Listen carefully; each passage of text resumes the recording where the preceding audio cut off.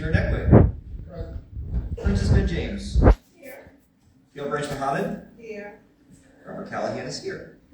Edward Delman is excused. Diane Duke. Mara Lahi. Benny Fagan. Tamika Gibbs. Present. Nishani Granville. Present. Mohammed Hassan. Jamel Henderson. Present. Malik Javadi. Tafari John King. Francis Langley. Here. Tafari's here? Okay. Francis Langley. Here. Robert LaPointe. Dr. Sarah Lazar. Lisa Maldonado. Here. David Mantell. William Meehan. Fuzzy Mensa. Here. Courtney Morgan. Fiona Ortiz Joyner. Present. Robert Puka. Here. Dr. Khadijah Ramarak. Gaia Raji. Here. Anika Roach. Connor Ross. Here. Ezra Roth. Here. Is that here? Yeah. Here. Thank you. Brian Saunders. Here. Robin Smith. Here. Mary Staten. Here. Katie Taylor. Here. Dana Thompson. Got it. Mark Thurton. Esmond Turnbull. Mark Thurton's here. Thank you. Esmond Turnbull. Brianna Ula. Gib Baconi. Kimberly Watson. Houston Weatherspoon. Sherry Letterburn. Robert Witherwax. Here. Deborah Young. You have the word. Madam Chair. Yeah.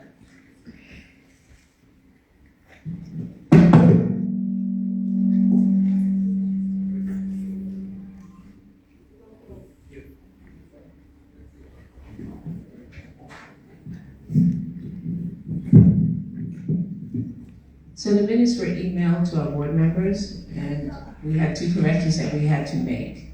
So do we have a motion to accept the minutes? I don't know. I didn't Thank read you. them. So it's Ms. Watson and Luquita.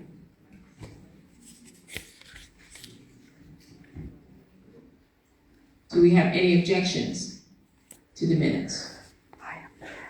Thank you.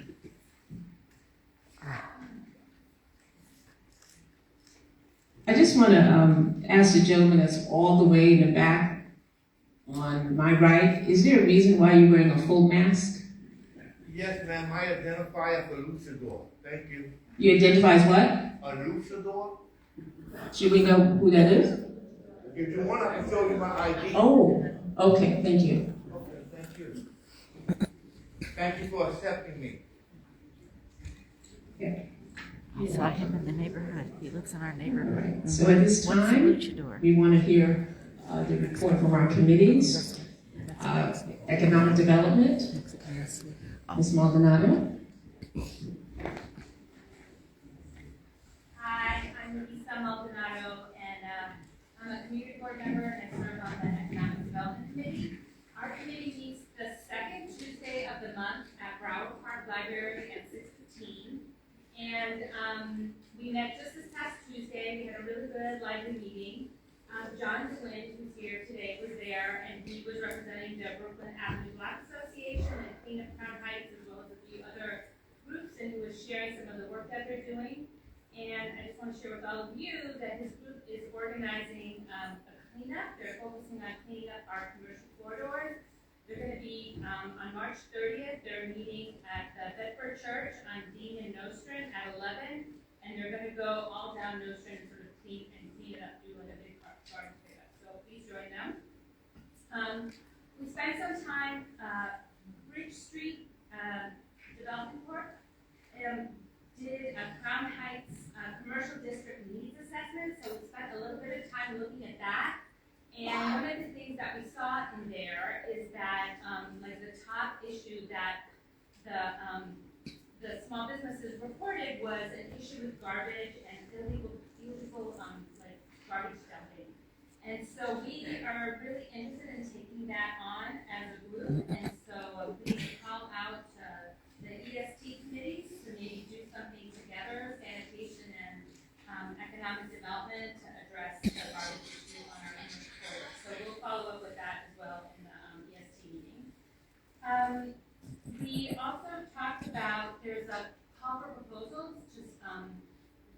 small grants, about $100,000 grants to community-based organizations to provide funding to support our small businesses.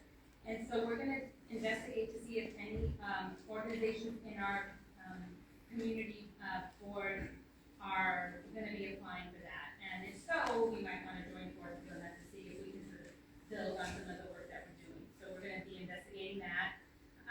We're also organizing, we started last year, canvassing along the commercial corridors. Last spring, we did Underhill Avenue, and so we're going to pick back up now that it's starting to get warmer. And we're going to start canvassing the different commercial corridors in our district. And then what we're going to do next is Franklin Avenue. We'll be sending out a sign-up sheet, Michelle, and we'll send you the sign-up sheet to send to everybody. But our plan is to do it on April 12th, from Saturday from 2 to 5. And we're going to be meeting at Canela Cafe Bar, which is on 800 Franklin Avenue. It's like on the corner of Franklin and Eastern Parkway, right across from Starbucks. So we'll be meeting there at 2, and then we'll be doing a canvassing meeting with small businesses along Franklin Avenue. So, that was our meeting. Oh yeah, please join us. Katie's got a big toe for that one. She's organizing. And please join us. So that was it, and we'll see you next month. Our next meeting is April 8th.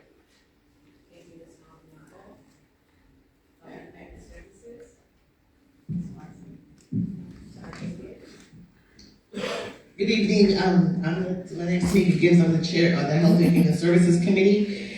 Our next meeting, we always have our meeting the third Thursday each month, which is always the week after our general meeting. We meet at 77 New York Avenue at 6:30 at Stuyt Park Houses. Please come and be a part of our luxurious conversation that we have. We're working on something this month for mental health, and just trying to get a confirmation. Thank you to all who came out last month, our new invitees to our committee, and all is welcome. Thank you. Thank you, Ms. Gibbs. Next up is Housing and Land Use.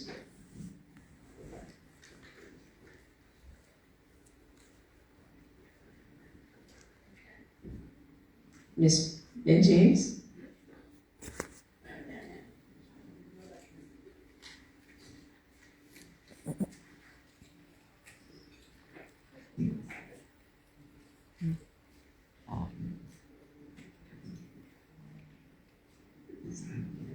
Hello, good evening. My name is Princess Ben James. Housing and Land Use, we normally meet on the second Thursday. First Thursday of the month. We meet at Nurse and Rehabilitation Centers on St. Mark's between Nostrand 810, thank you. Between New York and Brooklyn Avenue. We had no meeting last Thursday, so all is welcome. Please join us. We have very, I would say, not heated debate, but we exchange, pleasantries. Thank you. Thank you, Ms. James. Next up is Public Safety, Mr. Thurton.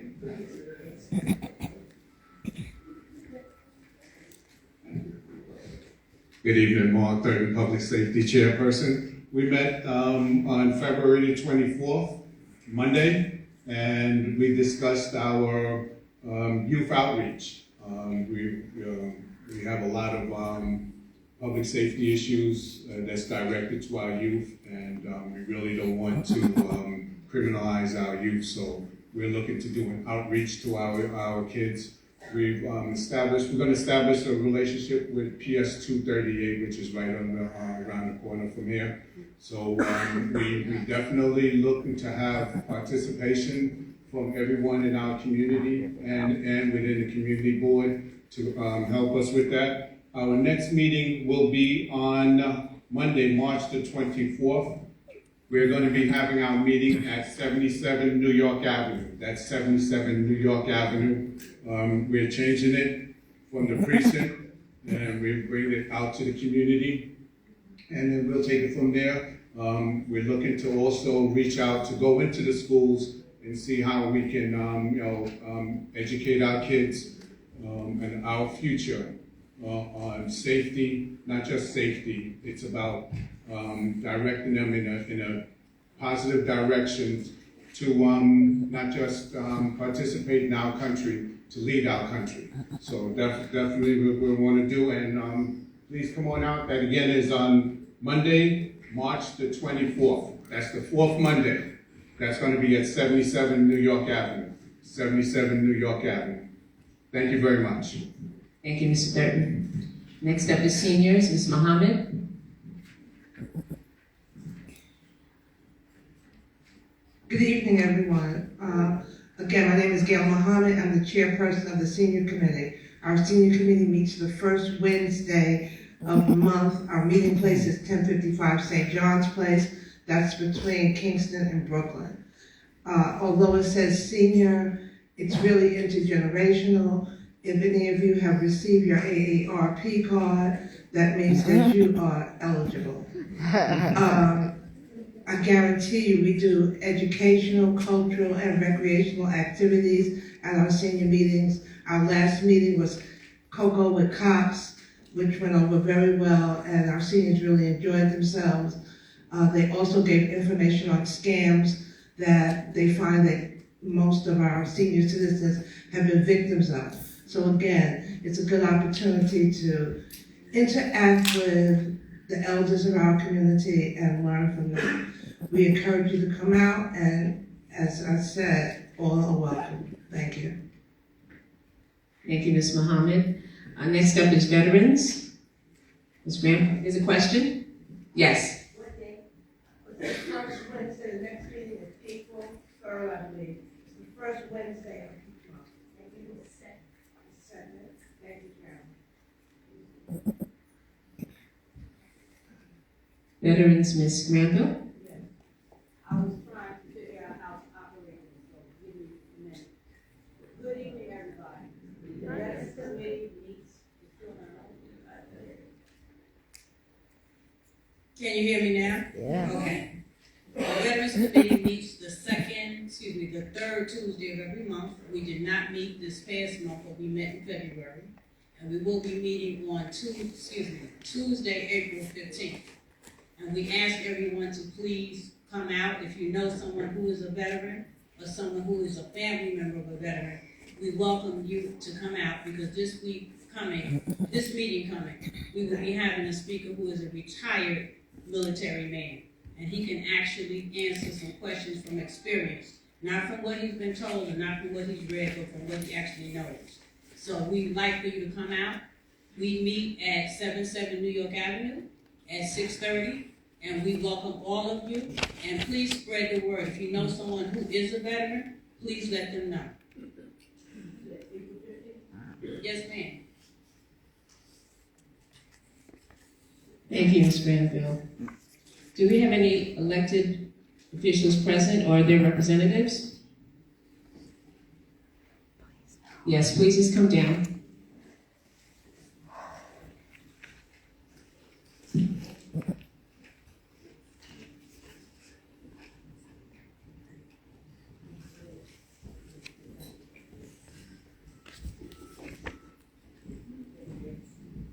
Good evening, everyone. My name is Janae Pierre. I am the Manager of Scheduling and Operations for the Office of Councilmember Crystal Hudson.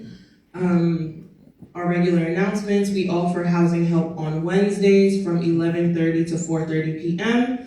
Those are walk-ins, so you can call our office. I'll say a number at the end. On Thursdays, we offer legal advice from 2:30 to 5:30. Those are appointment only, so you can also call our office at 718-290-9191. We're also having a housing workshop coming up on the 26th, I believe. And our State of the District will be on March 27th at Brick, that is in Fort Greene. Lastly, we are having our Spring Senior Series again. There are some flyers outside if you haven't received them. If you'd like to sign up for any of the events, you can call our office at 718-260-9191. There are a bunch of different things. I think we have a steel pan class, we have art exhibits, etc. So give our office a call if you'd like to join. Thanks.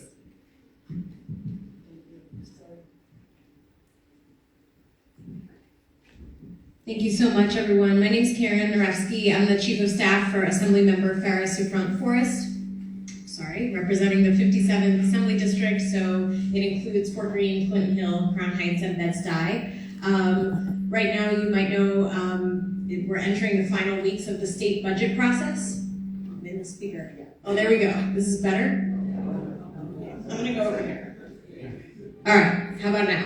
Yep. There we go, okay. So, as I was saying, we're entering the final weeks of the state budget process, so the Assembly member is spending most of her time in Albany, working on budget negotiations. She's really prioritizing fighting to expand mental health resources for people in the state, including treatment courts, expanding the child tax credit to bring money back to working families, as well as protecting our immigrant communities as the chair of the Task Force on New Americans. So, any budget priorities that you all care about, please feel free to call or email our office. I left some flyers on the table outside, but we really do want to hear from you about what you want to be advocating for. And we'll hopefully next month we'll be able to come back and report on what was passed in the state budget. So I just want to share 2 other upcoming events that we have next week.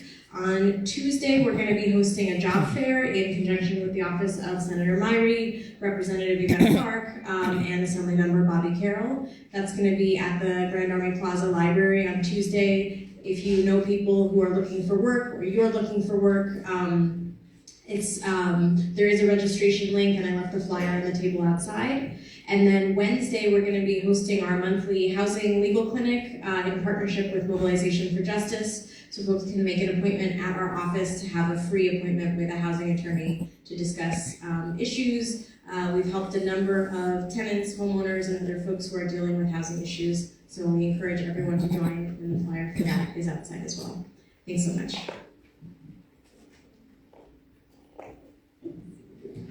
Hi, I'm Krista from Senator Myrie's office, and honestly, ditto.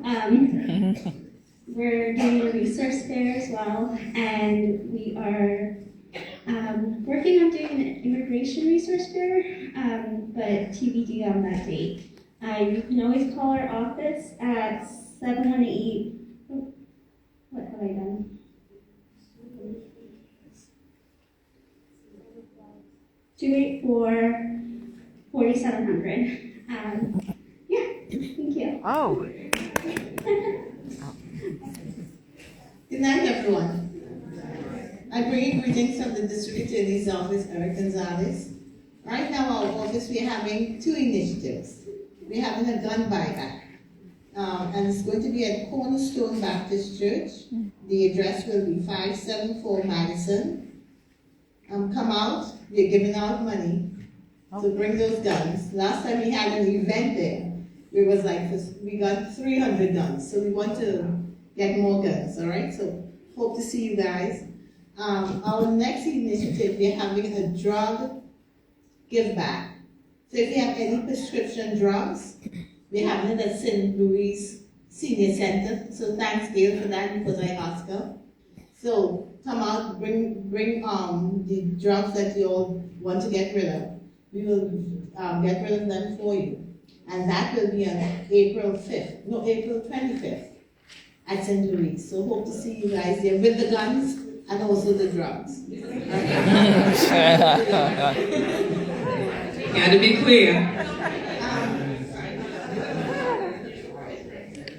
April 25th is the prescription drugs. April 5th is the gun buyback. So I'm going to see you all twice. Thank you.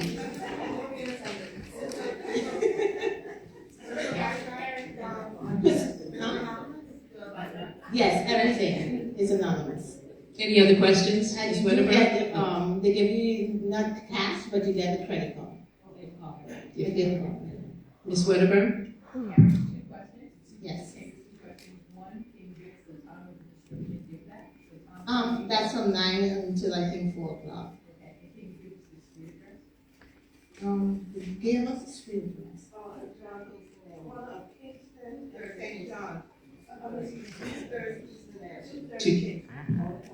And, you know, the box will be there, but also an officer will be there from the precinct. So that's how it works. It's clear that there's prescription drug give back. That's not payment for payment. No, no. Just the guns. Any other questions? Thank you. Thank you. Good evening, everyone. Good evening, Chair, District Manager, Community Board members. My name is Pierre Gideon. I'm from the Mayor's Office, Community Affairs Unit, and I'm just here to just give a brief update.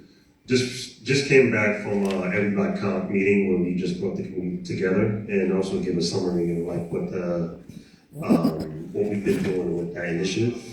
And, you know, we've been seeing a lot of positive, we're working with the 73rd Precinct, and, you know, what they've been seeing is that since the initiative started, since the areas we've been focusing on in Brownsville, they've seen a lot of, you know, the crime rate dropped across, you know, different things that they look at in these communities.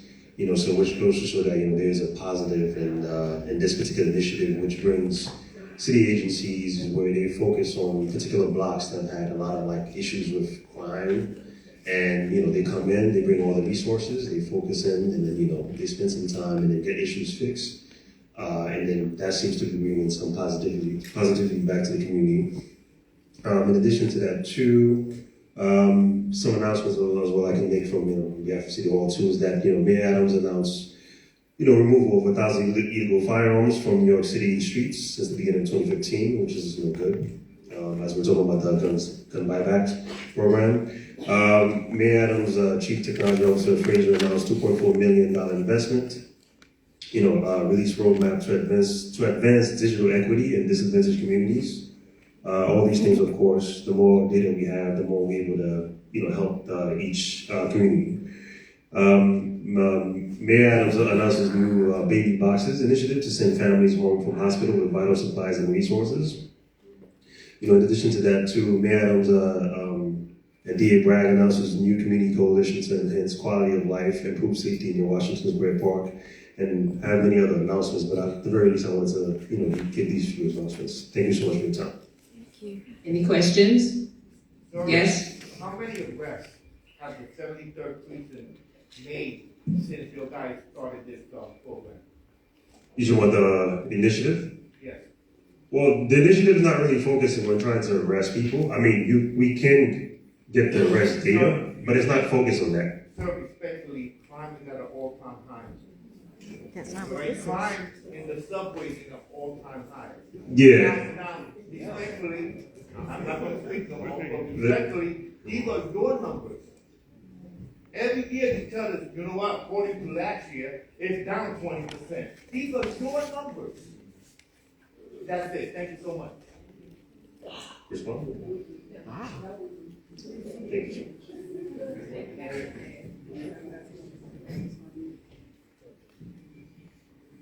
All right, hello everybody. My name is Adrienne Williams. I am the Special Assistant for Assemblywoman Latrice Walker. I'm glad to be here. It is actually my own community board, born and raised, Crown Heights. We have a few things coming up. This Saturday, we have our monthly advisory board meeting. It's taking place from 10 a.m. to 12 p.m. at 400 Rockaway, our office. And we also have a partnership with Brooklyn Chambers where we are helping people start businesses. Please come. It's a great event. And that is also taking place on Saturday from 12 to 2 p.m. at 519 Rockaway Avenue. Right now, I know our Assemblywoman is in Albany. She's focused on deed theft, bail reform, voting rights, a whole lot of things, and she's really leading that. So if you ever want her to pass anything, need help with funding, please feel free to call our office. Our number is, sorry, let me just make sure I have the right one.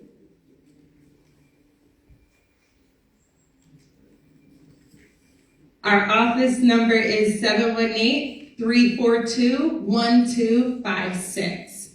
And thank you.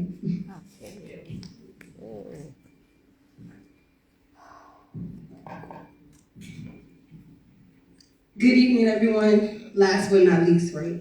So, hi, my name is Tamisha Thompson. I'm Deputy Chief of Staff for Councilmember Darlene Lee of the 41st District. If you guys are new to Community Board 8 meeting, the member covers, she has 5 community boards, 5 precincts, 2 PSAs. She covers East Flatbush, Crown Heights, Bed-Stuy, Ocean Hill, and Brownsville, 71st Precinct, 73rd, 77th, 81st, and 67th Precinct, in PSA 1, PSA 2. So she has the largest district in City Council. Coming up, the member's going to be hosting her monthly advisory board meeting, which we're finalizing the flyer now, so I'll be sending it out to Community Board 8. It will be on Sunday. Normally it's every 4th Saturday, but due to her large district and a lot of different religions, she's going to host twice a year on a Sunday. So that's when we're still waiting for a location, so TBD. And then also we are organizing a Know Your Rights with Community Immigration Services. So that's going to also be sent out very soon. We're just opening our district is new apartments available to rent at 326 Rockaway Avenue. I'm going to be also sending that out to Community Board 8 so they can post it in the monthly newsletter. It's going to be open until May 5th. And that's located at 326 Rockaway Avenue. It's supposed to go, straight by income, solely by income. So thank you guys for having me. I'll be here at the end of the, okay. Yes. Okay, you said Sunday. There's a large Christian community that goes to church on Sundays. She has it every 4th Saturday of the month. So because she also has other religious Seventh-day Adventists and some Jews, she's going to host it twice. She's going to host it twice a year on a Sunday, because everyone can't make it on a Saturday. So what about people who are Christian who observe Sunday? I mean, she hosted every, It's okay. I heard Sunday. Yeah, twice a year she's doing it. She's going to try to do it more, but Anything else? Any other questions? Thank you for having me.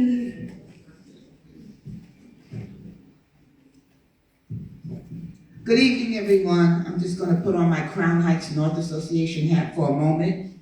The Crown Heights North Association is co-sponsoring, along with a number of preservation organizations throughout New York City. We're co-sponsoring a mayoral forum.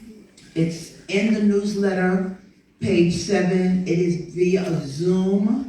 The link is in the newsletter, so if you're interested in joining, please register. Just come out and learn about all of the candidates and hear from them about their plans for New York City. Thank you. Oh, the date, March 24th, at 6 p.m., 6 to 8. Thank you.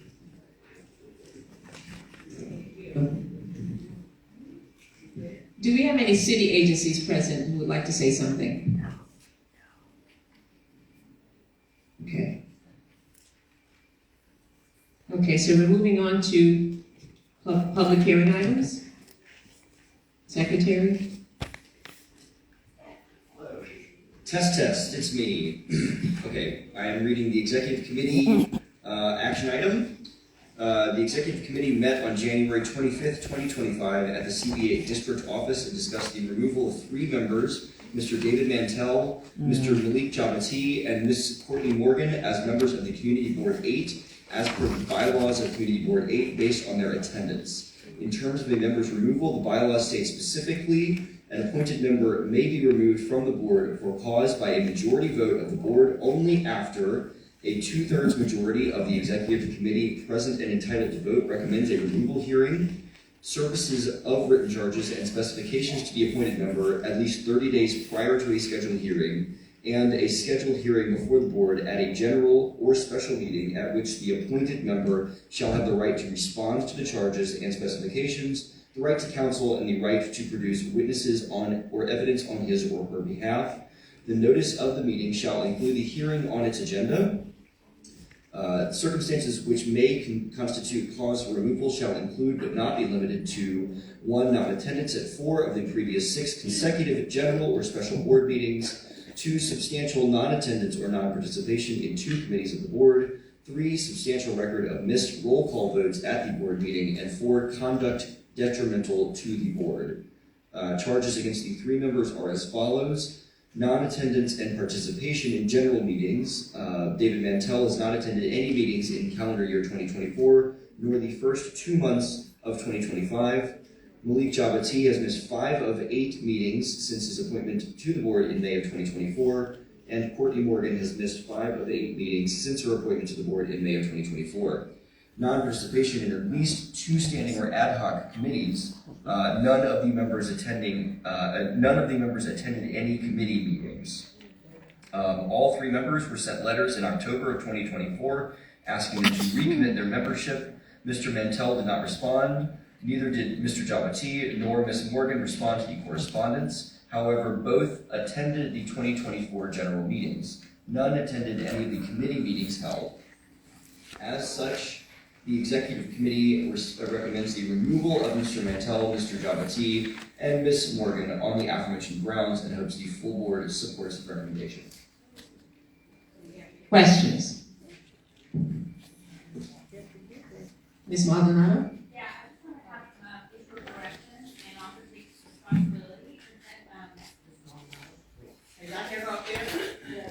Yeah. Okay, so, Malik Jabati and Courtney Morgan are both members of the Economic Development Committee, and Courtney is an amazing committee member. She makes really valuable contributions when she comes. She gave really, really good contributions when we did our AIMA proposals, and as did Malik Jabati. So I just want to note that. So they did have attended meetings. Anyone else have a question? Mr. Woodwax? I'd like to second what Ms. Maldonado said. I was so impressed with Courtney Morgan at an AIMA meeting that I attended that I said she should join the board. I didn't realize she was a board member already. She did not attend the meeting, but she's really valuable to have on board. Thank you. Any other? I'm sorry. Sir? Yeah, thanks, Cody. So with the recommendation of the removal. I'm gonna, there's a microphone coming to you.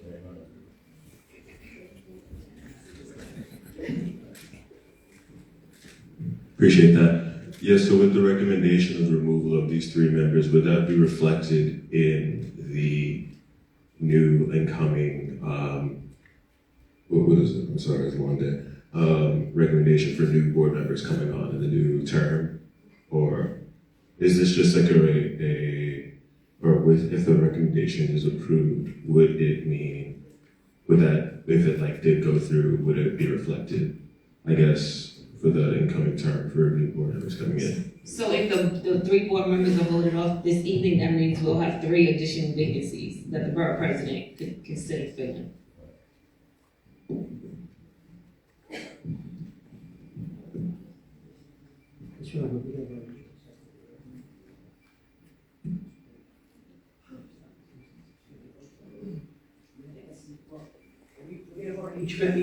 We're gonna vote on each one separately, because there seems to be some support for one of the people that's on the list, so I don't know if you plan on voting it out as a package. I would recommend voting each member separately.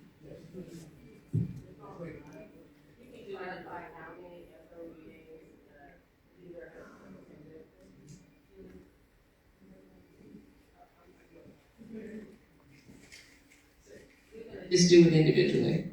Okay?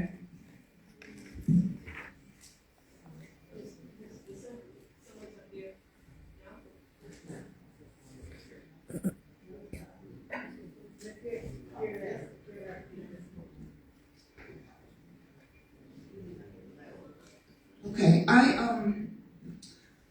by no means do I intend to devalue whatever contributions the individuals have made when they attended.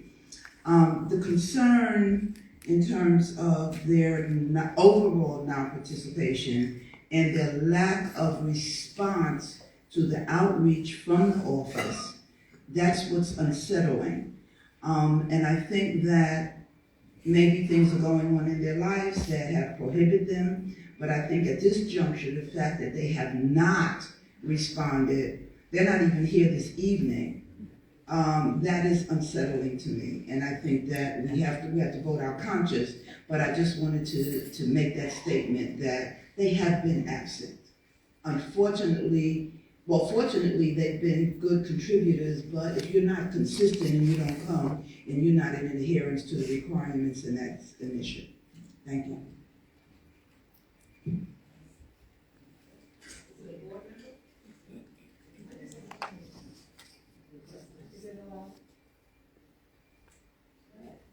I just want further clarification. So, participation on an action committee is not considered sufficient for overall board or are they considered two separate entities? Both are important. Yes. Is a board member up here? Yeah, so my question is just with regards to the fact that it sounds like they've made contributions to committees, and I just have a question of whether or not you can be part of a committee and not be a member of the board. Yes, you can be part of the committee and not necessarily. Okay, so that's an important clarification, because if they're contributing to committees, then they don't necessarily need to be a board member if they can't make the commitment to the board.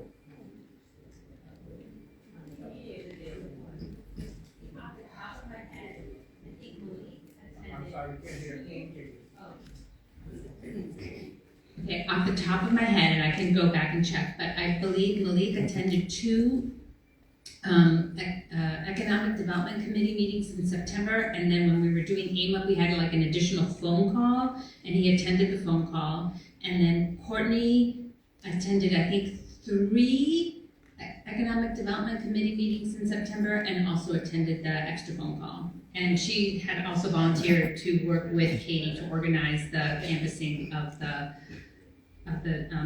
commercial districts. And I appreciate the comments. What's very important also is board membership and participation there. Again, none of these people are here. Right. And it's equally important. Katie? I'm just a quick question. I'm just wondering, did any of them ever, communicate any excuses for missing? So they didn't have that either. Yes, that's what Ms. Young said. No response to the outreach. Mr. Nekwe?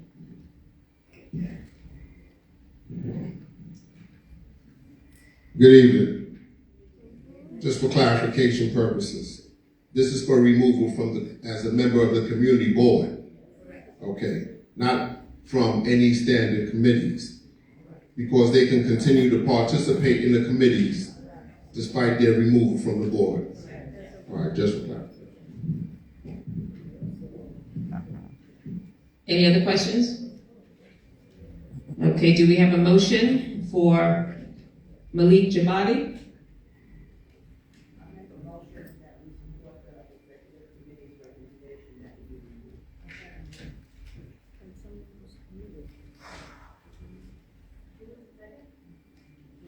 Yes, Mohammed. You're ready, Secretary.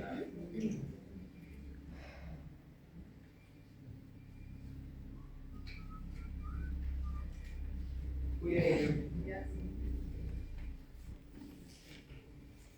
Sharon Alexis Pierre. Peter Nekwe. Yes. Princess Ben James. Yes. Gail Branch Mohammed. Yes. Robert Callahan, yes. Diane Duke. Ms. Duke? Oh, she's not here. Marlahi, Benny Fagan, Tamika Gibbs. Yes. Johnny Granville. Yes. Muhammad Hassan, Jamel Henderson. Yes. Malik Jabati, Tafari John King. Yes. Francis Langley. Yes. Robert Lapointe. Yes. Dr. Sarah Lazar. Lisa Maldonado. Stay. David Mantell. William Meehan. Quasi Mensa. Yes. Courtney Morgan. Theo Ortiz Joyner. Yes. Robert Puka. Yes. Dr. Khadijah Ramarak. Stay. Thank you. Sorry, I really love your name, but I am terrible. It's all good. I know. Yaya Raji. Anika Roach. Thank you. Connor Ross, Yes. Ezra Roth, Yes. Brian Saunders, Yes. Robin Smith, Yes. Meredith Staten, Yes. Katie Taylor, Yes. Dana Thompson, Mark Thurton, Yes.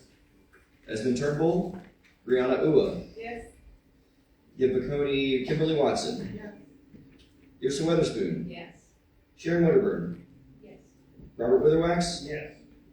Deborah Young. Yes. That is 29 yeses, 3 abstentions, the motion passes. Thank you so much. I also need a motion for David Mantell. I make a motion for the board to accept the recommendation from the general. Thank you, Ms. Ben James. Do I have a second? Ms. Langley. Secretary, when you're ready.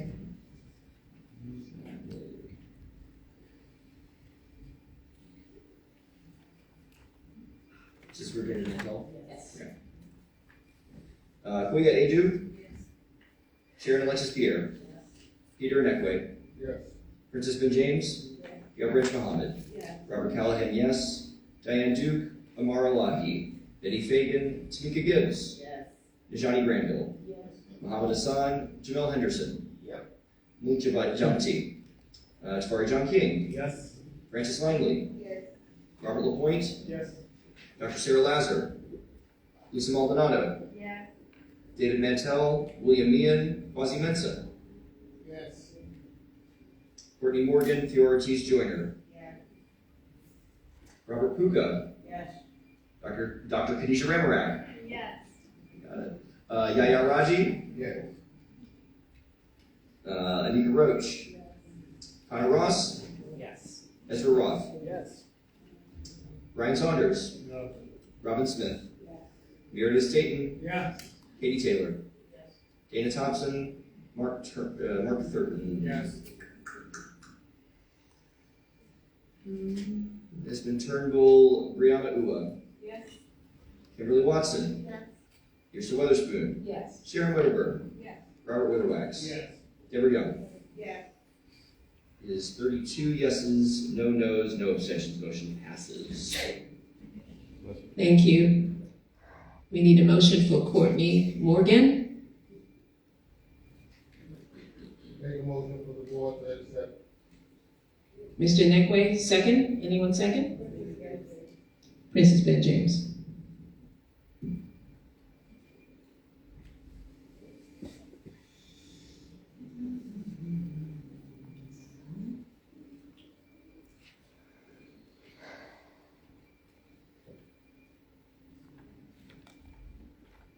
Sorry. Make new rows. Okay. Kuya Edu. Yes. Sharon Alexis Pierre. Peter Inekwe. Yes. Princess Ben James. Yes. Gail Branch Mohammed. Robert Callahan, yes. Diane Duke, Amara Lahi, Denny Fagan, and Tamika Gibbs. Yes. Najani Granville. Yes. Muhammad Hassan, Jamel Henderson. Malik Jabati. Tafari John King. Yes. Francis Langley. Yes. Robert LaPointe. Yes. Dr. Sarah Lazar. Lisa Maldonado. Thank you. David Mantell, William Meehan, Quasi Mensa, Courtney Morgan, Theo Ortiz Joyner, Robert Puka, Same. Dr. Khadijah Ramarak, Same. Yaya Raji, Yes. Anika Roach, Connor Ross, Yes. Ezra Roth, Yes. Ryan Saunders, Robin Smith, Yes. Meredith Staten, Abstain. Katie Taylor, Same. Dana Thompson, Mark Thurton, Yes. Esmond Turnbull, Brianna Ua, Yes. Kimberly Watson, Yrsa Weatherspoon, Yes. Sharon Wedderburn, Yes. Robert Witherwax, Abstain. Deborah Young. Yes. Is 23 yeses, 9 abstentions. The motion passes.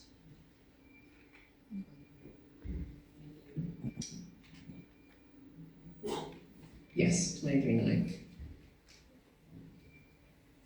Okay, next up is EST, Mr. Weatherwax.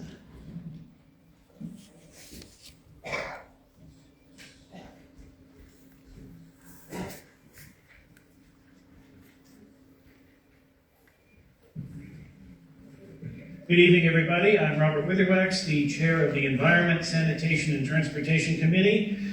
We met last on February 25th at 810 St. Mark's Place, the usual place. Our agenda item, for the most part, dealt with Underhill Avenue, which I will get to in a minute. But first, I just wanted to thank the committee members who worked so hard. I think one of the things we say a lot here is that a lot of the work happens between the committees and never has, between the meetings, right? And never has that been more true than over the past 45 days or so. We, a group of our committee spent hours outside of the meeting, between the meetings, really examining the issue we're going to vote on tonight. I just want to thank everybody who spent their time to do it. The EST committee met on January 28th and again on February 25th. At both meetings, the committee discussed the user experience of the Underhill Avenue Bike Boulevard. At the January meeting, the committee elected to create a subcommittee to review the streetscape changes. The mission and goal of the subcommittee was to evaluate and report on the following. A, implementation versus design. What was installed, what was omitted, what was changed from the plan that was last presented in May 2023. Adherence to the stated goals. There were 4 stated goals of the project, which we'll get to in a bit.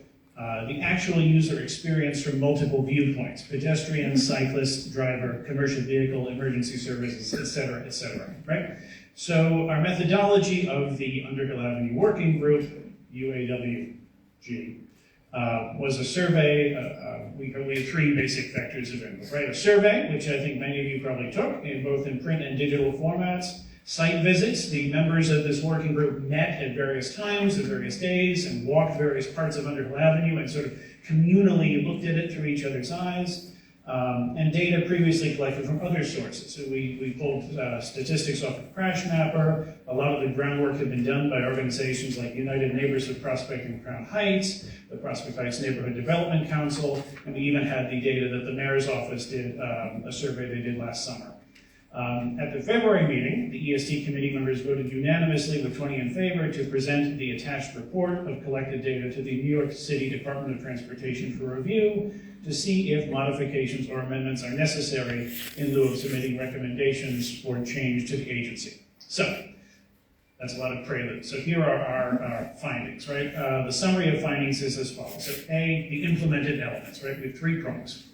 What was put in place? Did it match the goals that the project wanted to do? And what is our evaluation of the user experience now after a year into this project? This is the role of our board, right? Make sure that the things the city gives us work for us. Implemented elements. Compare the plan as presented with what was implemented. We found that the Underhill Avenue Bike Boulevard has been substantially implemented. There are 10 locations where textured pavement, bollards, and other street furniture were installed. You know, the boulders, the planters, and those are pedestrianized spaces. In 4 locations, diamond-shaped medians were installed between no standing curb zones to divide the two-way traffic. On 2 blocks, the street was converted to one-way car travel southbound with a contraflow parking-protected bike lane installed northbound. No major planned element was omitted, and no unplanned element was actually installed. Any deviations were minor. The planters seem to sometimes develop feet of their own and wander around the area. And the plan did include an uninstalled island opposite PS9 that never was implemented. The stated goals. So again, I said there were 4 stated goals of the project, and we found that the implemented elements substantially related to the stated goals. The pedestrianized spaces. Those areas of bollards, textured pavement with the boulders and the planters tend to improve visibility and shorten crossings at intersections, which prioritizes pedestrians and cyclists, one of the stated goals. The bike lane and the one-way cars establish a bike boulevard, which added new 2-way bike network connection. The diamond medians attempted to codify the traffic calming and safety benefits. And the bike lane, one-way cars also disincentivized through traffic by converting some blocks to one-way southbound for vehicles only. And our last prong was, again, analyzing the user experience. Recurrent themes included, we found that the community sentiment was mostly positive. We found that there were elements of increased safety or perception of increased safety. We found that travel speeds had gotten appreciably slower. But we also saw things like user confusion, right? It wasn't always intuitive what you were supposed to do depending on how you were moving through the space. And we know that there are some operational issues around Underhill Avenue since this has been implemented. So we made a few suggestions, and this is all part of the normal process to DOT, and they boiled down into two categories. One, optimize the intersections, and two, simplify the shifting block configurations. At the intersections, we noted that the daylighting that is there is good, but there's sort of missed elements of daylighting and other places that were daylit, but it wasn't quite sure why, so we wanted them to have another look at that. We really felt, and this is where the working group diverged from the survey, that boulders were better than planters.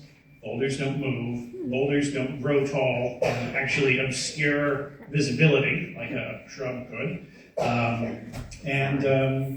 We felt that especially where the ends of the one-way contraflow bike lane intersected with the pedestrian crosswalks, there wasn't enough visual signal to the pedestrian or the cyclist to kind of expect each other in that space. So we were curious if the DOT could do something more on that. And the shifting block configurations, right, there's 3 different configurations that alternate throughout the length of Underhill Avenue 4, actually. We encouraged that maybe a simplification would be helpful. We wanted them to take another look at whether northbound versus southbound for the contraflow bike was good. And we wanted them to take a harder look to make sure that, again, this question of operational issues, that the street can still function. In fact, that the street's function is enhanced by the bike boulevard being there. So I want to thank, again, everyone who put in a lot of effort and time on this. And I leave it to the board. Do we have any questions? Yes, Ms. Poole. 1 second. Ms. Taylor?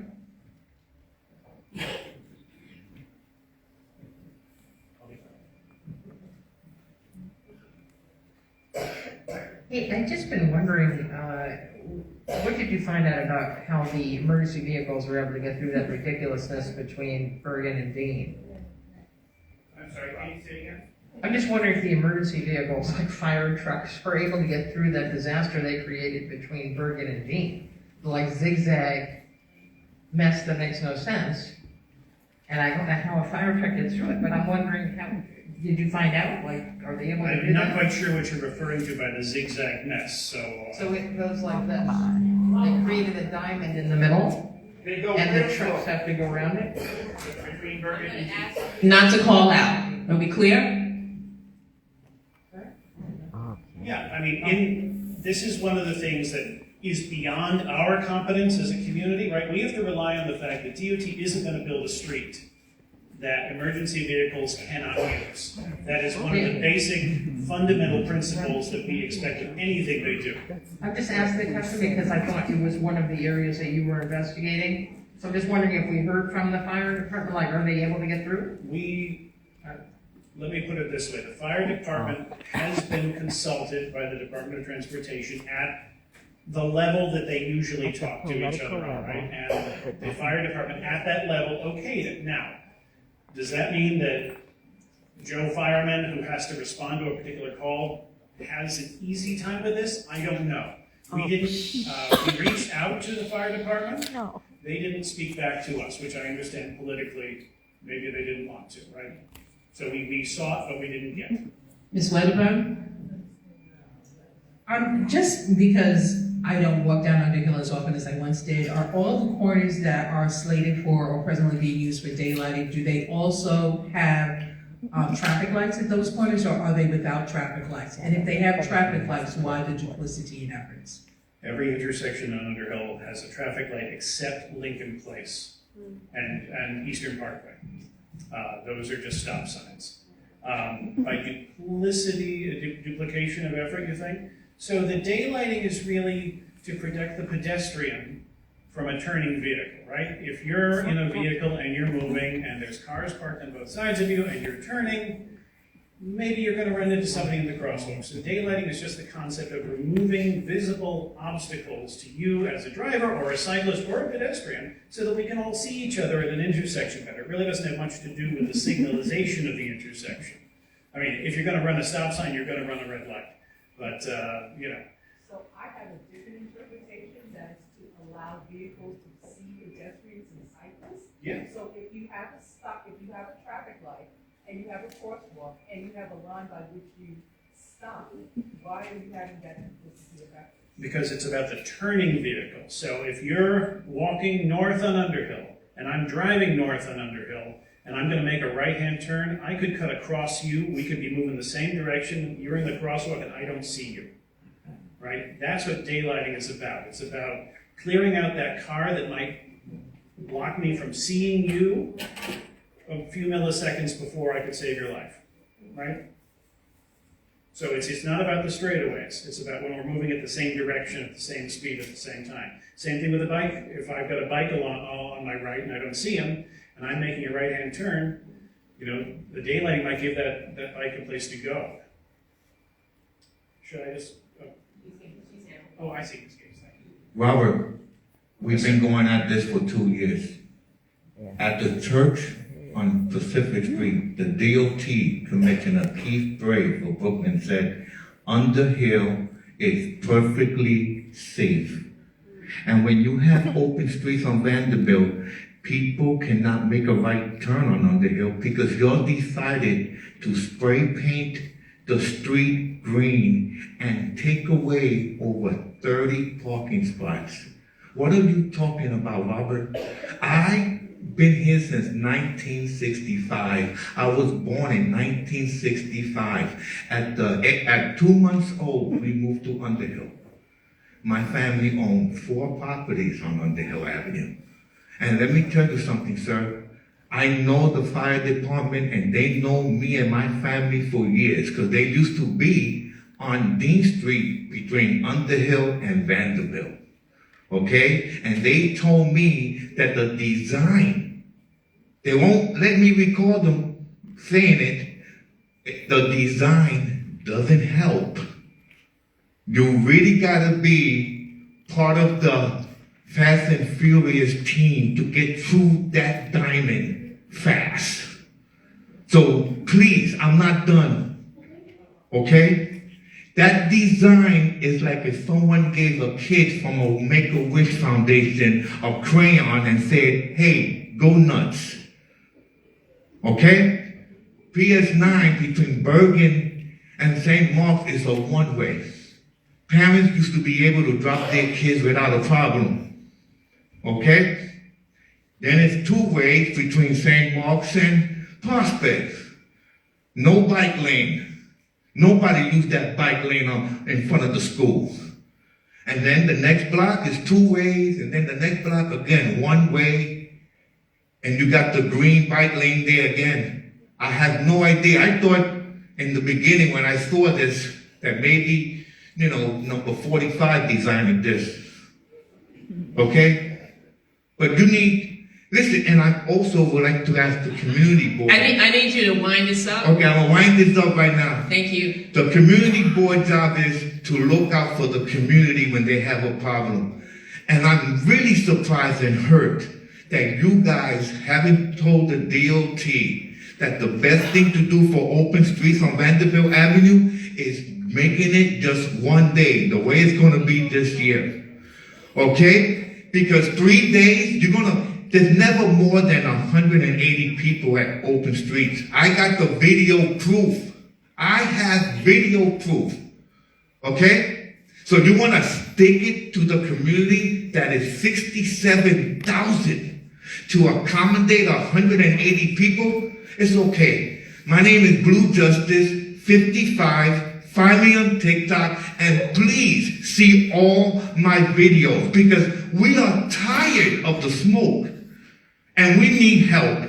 We need the community board to stand up with us and the United Neighbors of Prospect and Crown Heights. Please do your job. Thank you. Thank you. Ms. Roach? Yeah, wait, hold on. Well, So you're just- taking your time. Go ahead, Mr. Just Whitwax. briefly, as I said in the presentation, one of the criticisms we had was that there might be too many switches between block to block to block to block to block, which you laid out very nicely in your response. The other thing I'll say, and I don't think I'm breaking any news here, is that open streets this year will be just one day. It's going to be Saturdays. But we're right? hoping that the community board will tell the DOT that it should be one day all the time and Well- not leave it up to the PHNDC. Okay, the PHNDC didn't have $250,000 to spend this year. Can you believe that? That the PHNDC Ms. Roach? asking for donations when they got $250,000? Excuse me, sir? Ms. Roach? Thank you. In regards to the EST committee, we have had a FDNY officer come out and state that it is a hazard for them to get into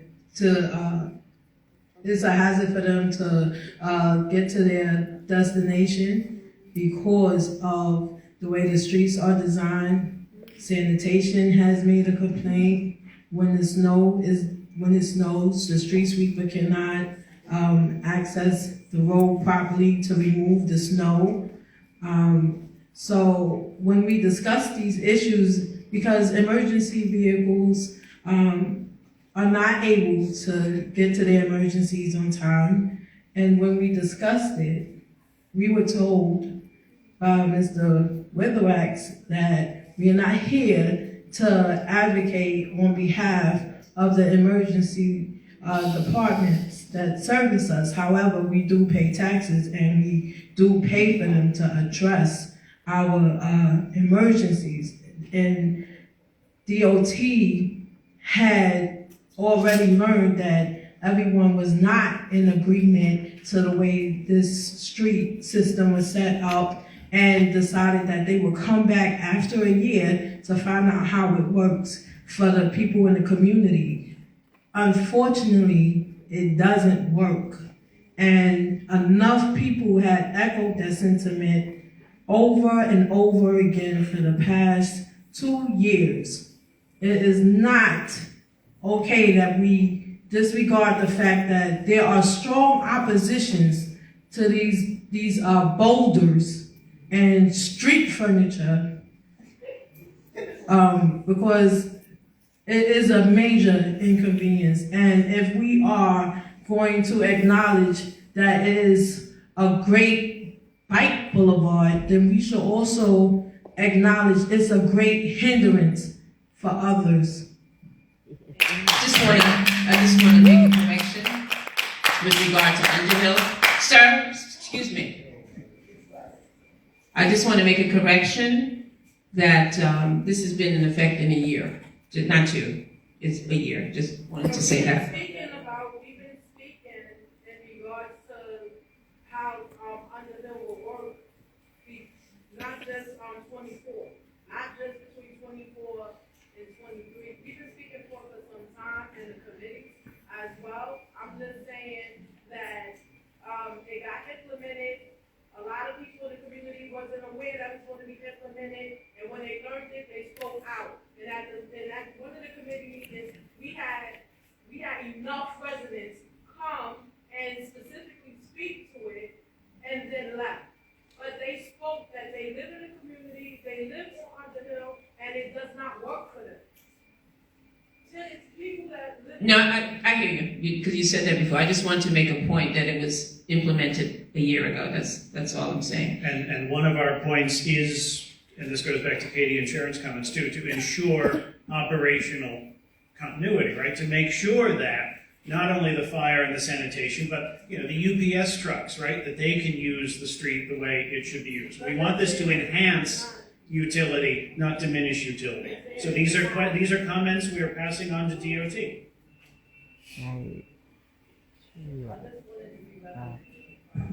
I really appreciate this discussion, and I especially appreciate the work that this committee has done. I was at some of those meetings. They were very, very thorough, and as my citizen over here is saying, everything, I can validate everything she said. So then my question is to the honorable people on the dais there, What can we do now? I hear what Mr. Witherwax is saying, but in a democracy, there has to be a solution to the problem that is really a solution to the problem. And I thought the whole purpose of community boards was so that they could represent us and get a solution to the problem. What do you recommend?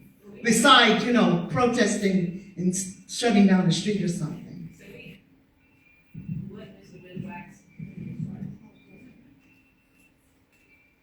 What Mr. Witherwax just spoke about is the action item. So we're going to put a motion, ask for a motion, and it will be seconded, and we'll vote from there. I just have a question to Mr. Witherwax and the committee. There was a survey that went out. How many responses did you get from the survey? 1,111.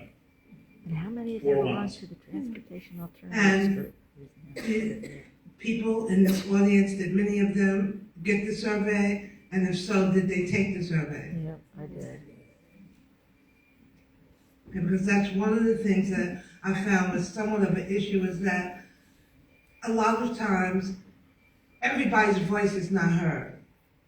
And we get responses from people that are for, and we don't get enough responses from people that are against. So that was my reason for asking a question about in terms of how many people responded to your survey. Thank you. Mr. Nekwe? Yes, my question to those who live in the community, the work that the committee has done and, their findings, how do you all feel about what the committee is suggesting? Because that's ultimately what my concern is. If what the committee has, conclusions the committee has come to and is intending on presenting does not suit you, that's what I want to know. How do you all feel about what Mr. Witherwax read out as to what the proposal that he's going to present is? Can I answer the question, sir? Nah, not you, bro. No. So I do want to, just to be clear about the committee's work, this is why it's important for you to come to the various committees. This is based on not one or two people. These are working groups that not only arrived at a consensus, but we also had the help of surveys. So it was very participatory. Ms. Maldonado.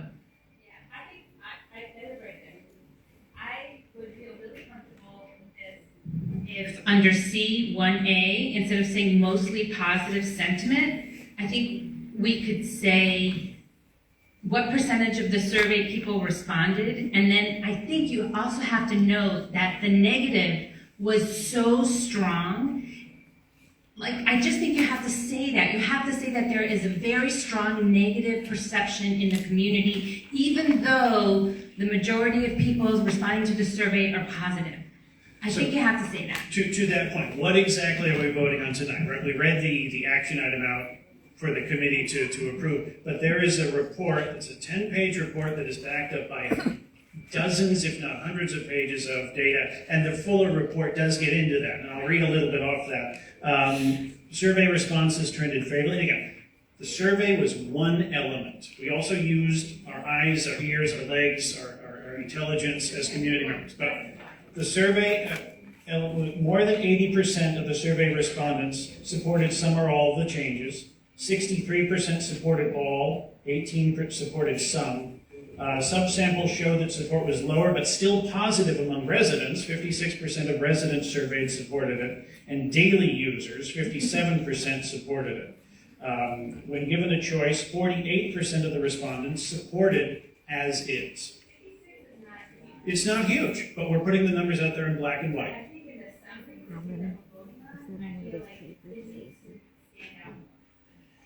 All right. Yeah, we go on to say, consistent opposition to nearly every surveyed element cannot be ignored. Many responses still refer to perceived shortcomings in the development of the project. So I think in the fuller report it's there. Your point is well taken, Ms. Maldonado. Yeah.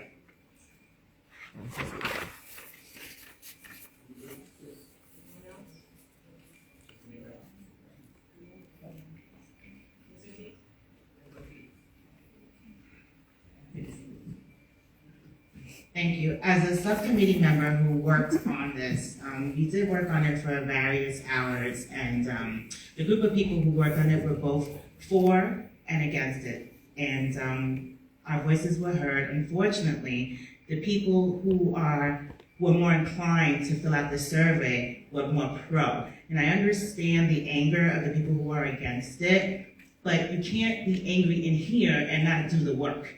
Did you fill out the survey? We had it on paper and we also had it digitally. We even had it in Spanish. So I'm for you and I'm willing to fight for you, but we can't fight alone. Thank you. Right, I hear what she's saying. Thank you. Mr. LaPointe? Yes, I'm trying to think about what we're voting on tonight. Is it what is stated? It's the submission of this report that we prepared to DOT. The full report, not just what these bullet points. Correct. Okay, and that full report is available to everybody here? Shouldn't it be? It's not here, but yes. I mean, Wait, so I'm voting on a report I haven't read. The summary was, That's what it sounds like. yeah. I'm voting for a report I don't have access. That's a good point. Yep. The board office has it. That's it. It's an email to the board office.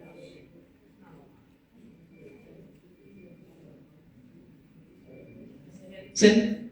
Yeah, so I just have a few concerns because the report sounds like the voices, those people for or against, are not very clear, even how it's described. So as a member, and I'm meaning to those who are, on that side, and I salute everyone that's done that work. But what I'm not hearing overall is the clear intent of their voices. That joint sounds like another housing presentation with a lot of fluff, and it's not clear. And in this time and this space, you do not have time for games. And I want to make it clear. If their voice is not heard, and it doesn't sound like it is, I'm not supporting it. So to your point, in this time and space, right, I think we made a choice to give, and to Bobby's point, I think we made a choice to give a brief digest for the members to understand. And again, we always ask that you trust the credibility of the committee. And to Ms. Ortiz-Joyner's point, we worked hard on this. I do feel, and I'll ask the members of the working group here to contradict me if I speak wrongly. I do feel that our conclusions were not, yay, rah, rah, we love it, right? They were an accurate assessment of what we heard, what we saw, what our read of the community is, but we really focused on constructive details. What changes could be made to make it better? That's why we talked about optimizing the intersections, right? You did a lot of daylighting, you didn't get it all right. We think maybe some were not necessary and some that you didn't do might have been necessary. We talked about when you're walking into a crosswalk with a kid in your hand and you don't expect the bike lane there, what can you do differently to tell us that there's a bike lane there, right? We talked about the way that it keeps shifting block to block to block. We didn't like that. We wanted more continuity. So I think this is very critical of what's there, but in a constructive way. Okay, I want to make a motion opposite of what's before you, because it is important. There's a report that's attached to this. This is one page. Right. And you should have the opportunity to read it and to be able to refer to it as to what is being presented as an action item point for point. So I want to make a motion to table this to next month. Do I have someone to second that? Second. Any no's? Abstain? I'm going to do the roll call. Secretary? Wait, go ahead, Bob. It's not a no, but are we on a clock by DOT? Okay. We're not. So Secretary, when you're ready. That's interesting. I thought we were. Yes, Nekwe is the second one. Thank you. Mr. Nekwe.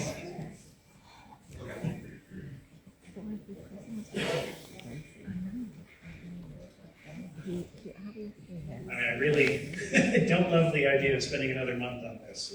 I mean, I was going to say that if you come to our March EST meeting, we're going to talk entirely about sanitation.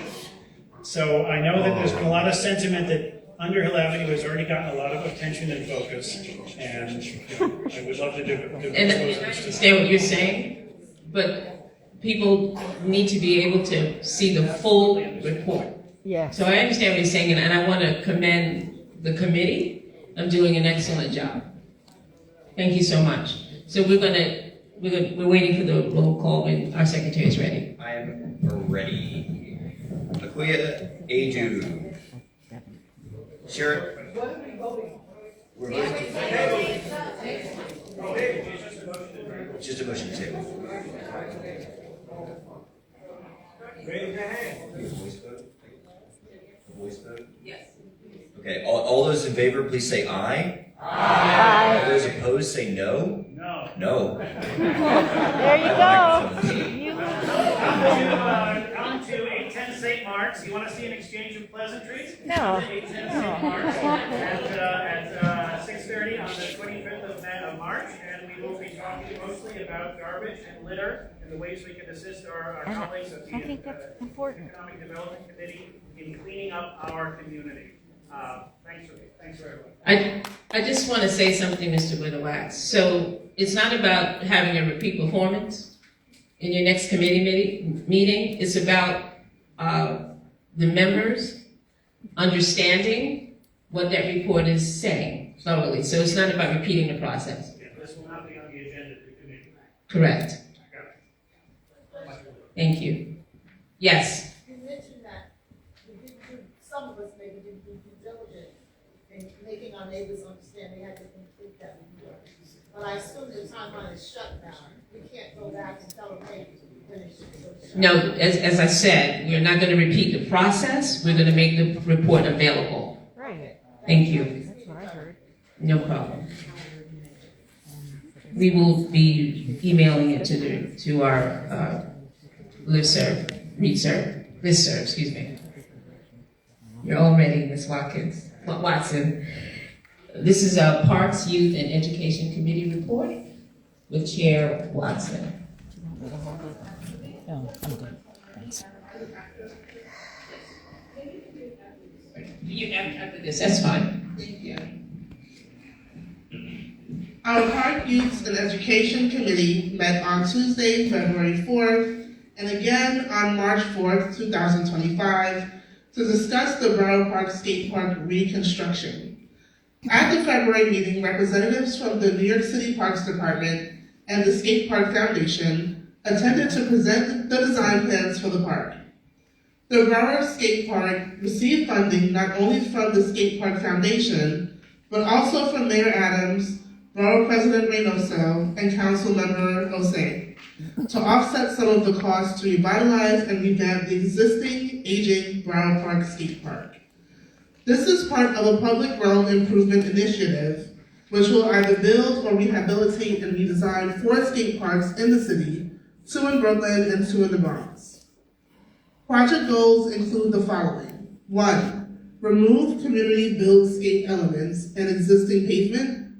2, construct a new skate park that caters to all skill levels and wheel users, skateboards, BMX bikes, rollerblades, skates, scooters, wheelchairs, etc. And meets the community's request for a better and more skatable park. New designs represent an 84% increase in the skatability. 3, add a protected, delineated pedestrian pathway through the park. Currently, there is no pedestrian pathway, and pedestrians must walk directly through the skate park to get to the exit. The pathway will be separated from skaters by a 6-foot wrought iron fence, and the skate park will be fully enclosed. While indeed the skate park will be a bit smaller, it will, however, also be more efficient and overall better, despite the shrinkage for path. If you have the presentation, page 19 has a really good image of what that'll look like. 4, improve access, circulation, and slight lines in the park. 5, increase permeability by adding more plantings in a newly created pedestrian pathway. And 6, adding both streetlight and park elements in the new design, mimicking Olympic-style skate parks with adequate space for transitions and also trick elements. This allows for each element to work for both collectively and independently. Committee members were generally pleased with the design and applauded the inclusion of a pedestrian walkway, noting that the addition of the pathway and inclusion of more green space were two crucial design elements that the community requested. Additionally, the committee was pleased with the fact that all mature trees would be maintained and preserved along with their root structures and systems, as well as the fact that new plantings would create more biodiverse environment. Unfortunately, at this time, additional funding is not available to provide more lighting around the skate park. Although the pedestrian pathway will indeed be lighted, members of the committee expressed concern that the safety measures of better lighting within the skate park itself cannot be accommodated. Excuse me one second. Can you cut that light off, please?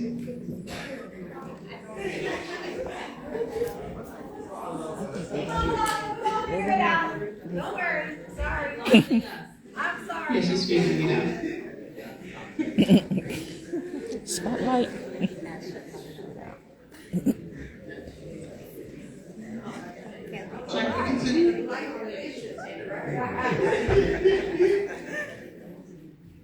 Unfortunately, at this time, additional funding is not available to provide more lighting around the skate park. Although the pedestrian pathway will indeed be lighted, members expressed concern that the safety measure of better lighting within the skate park itself cannot be accommodated at this time.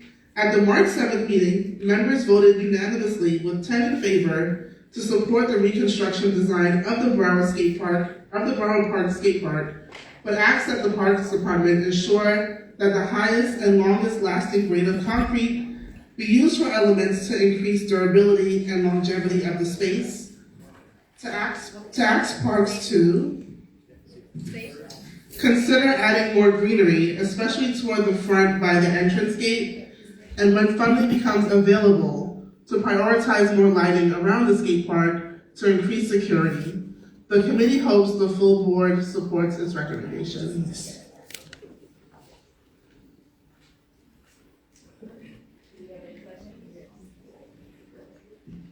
Any questions?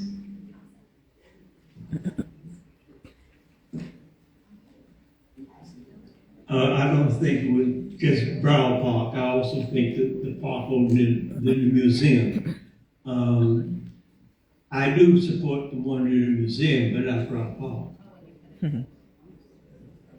Thank you, Mrs. Dayton. Chair Watson, can you remind me of when the skate park was first built? Because this is a reconstruction thereof, and it reflects the deteriorating condition. It reflects the what? I'm sorry. The deteriorating condition. I mean, that's one of the rationale for, building bigger, better now.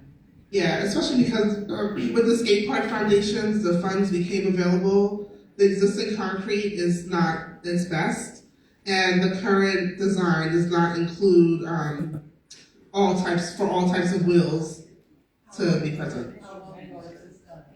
What year was that? 2016. Yeah, it was under center requirements. Thank you for that. More questions?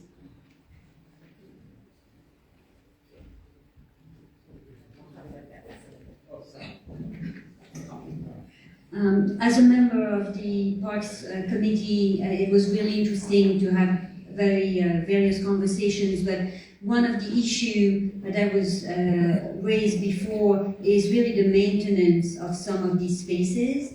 And so I think what we haven't heard really from the Parks Department is how something that was built in 2016 that now had to be redone so quickly, and how will that be maintained in the future, as we've seen that this is happening a bit in several spaces for various elements of the parks. And so I think to get commitment from really the Parks Department everywhere in Brooklyn, not in certain places, to really get things that are done properly and that are maintained. So as budgets are being discussed, that really we have not only, garbage to be picked up, but when something is falling apart, that it is being fixed. And some of these projects are done for 30 years. So we want to ensure that they're done right.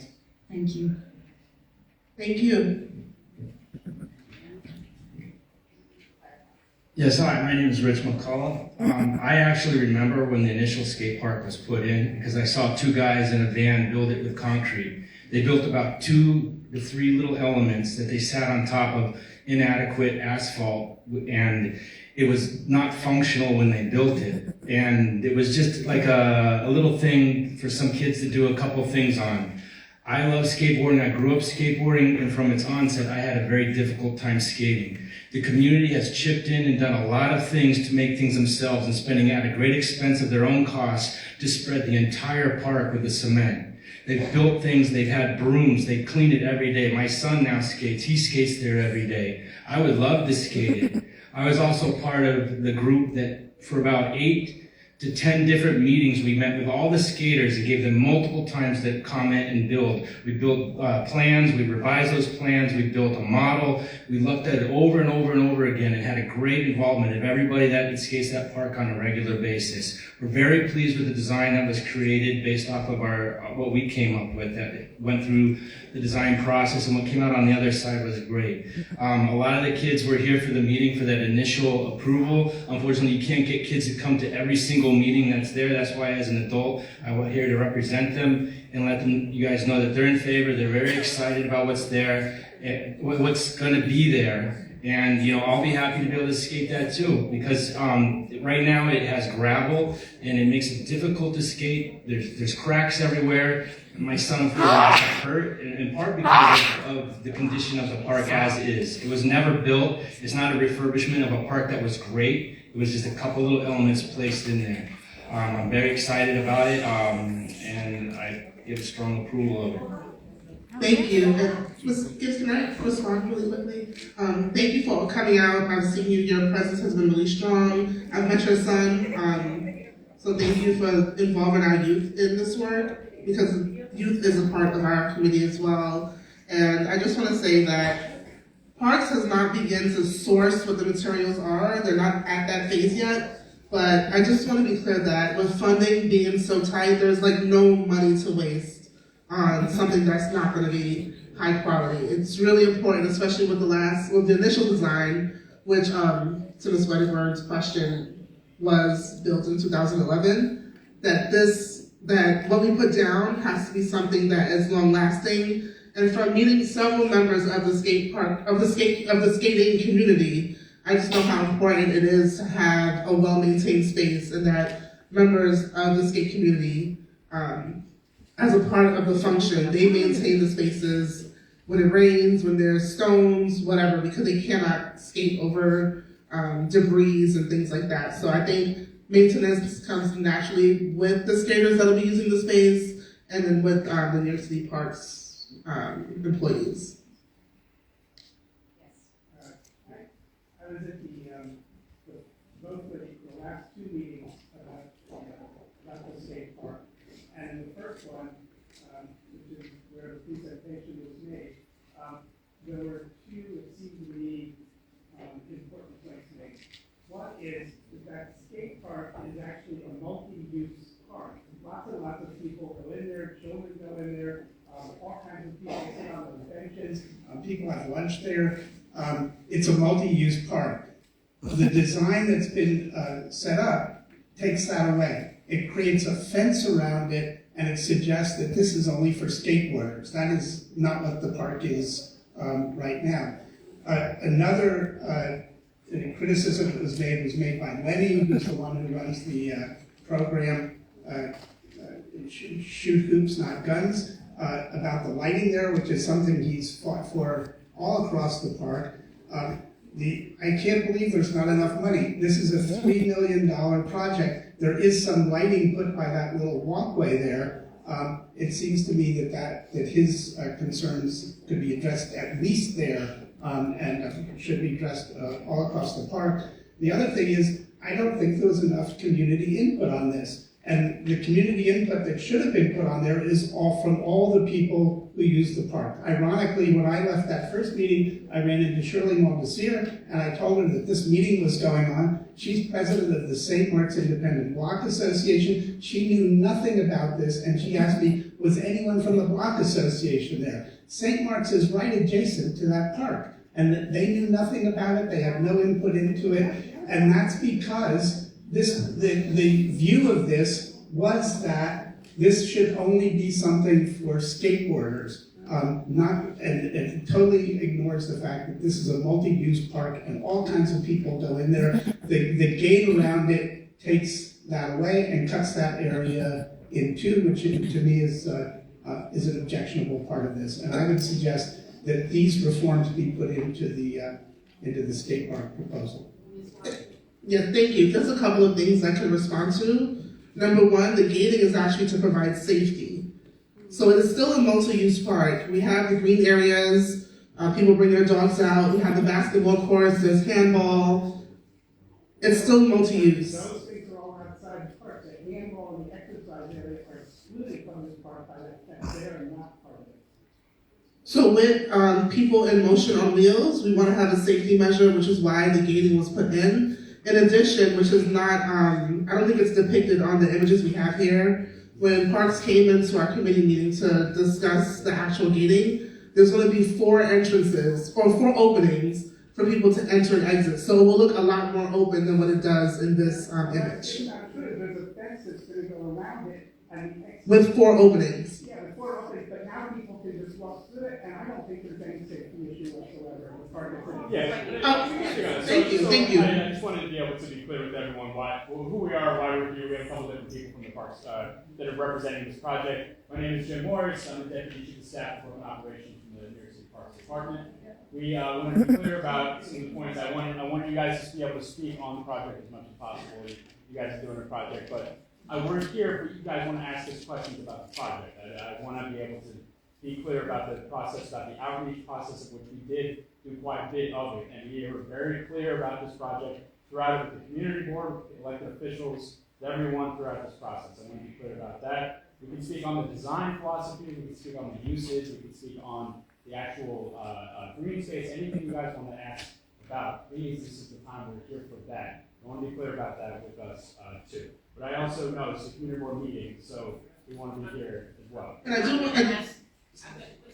Jim. Yeah, easy. Okay. And I do want to add that in terms of involving the community, the Skate Park Foundation collaborated with Friends of Borough Park to actually come up with the redesign concept. And a lot of what the community requested and all of the virtual meetings and all of the meetings that Parks has come to at our committee, we didn't get 100% of what the community wanted, but we got at least almost 80 to 90% of it. I'm sorry, would you like to come down?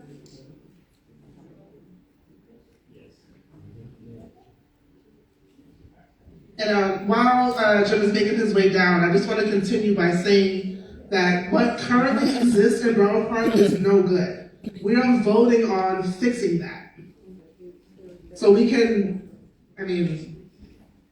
it's cracked, it's not usable, it's not functionable. This gentleman says his son got hurt on the current existing design. Like, we're voting to fix that. Thank you, everybody. So my name is Jim Morris, as I was saying. I'm the Deputy Chief of Staff for Broken Operations in the Parks Department. So we're here to answer questions about the project. We are excited about this project. We have a couple of different people that are representing this project. We have Jennifer Lazon. She's the designer from the project manager from our capital division. We also have our design consultant, Steve Rodriguez. He's representing the actual design consultant who's been hired for this project. We also have representatives from the Economic Development Corporation as well here. So we're well represented for this project here. I want to be clear about that. We're here to answer questions. We also know that this project is needed for Broward Park. It's obvious that the skaters that use it and also just people that use this park want it. So that's the way. But I also don't want to take time away from the community. Right. Thank you, Mr. Morrison. You're welcome. Do we have any questions? Sure. Yeah. What is the first question? So so at the Parks Committee meeting in February, a lot of these same questions came up. Is there a feeling that wasn't answered sufficiently? That was there a feeling that the gates were too closed off. Is that the first question? Yes, that was exactly right. Okay, would you, Jennifer, would you? The fence that goes around. National standards. Could you let me finish? I'm sorry. The gate that goes, the fence that goes around the park cuts it off from the rest of the park. So it limits it, and what it suggests is that this can only be used for skateboarding. And in fact, the park that exists now is a multi-use park, where all kinds of people come in and use it, and all kinds of things. So I would say, number one, I believe that fence should disappear. And furthermore, what furthers that idea is this little walkway that goes along the side of the park. Now people walk through it every different way. They don't need a walkway to go through that park. So what it's doing is limiting the park, cutting it in two, and suggesting that it's going from multi-use to a single use. So, the reason why we have a fence around the skate area is because national safety standards require fencing around skate areas where there's high pedestrian interaction. So we have a separate path because right now, to get into the rest of the park from St. Mark's, you have to cut through the skate park. So maybe there's a skater not paying attention, or maybe there's a little kid that runs away from their parent. There might be a conflict there. So having a separate pedestrian path that is also lit at night keeps conflicts from happening between pedestrians and skaters, and national standards require fencing around the skater. There's been no fence, and I'm not aware of any problems of wearing those skaters.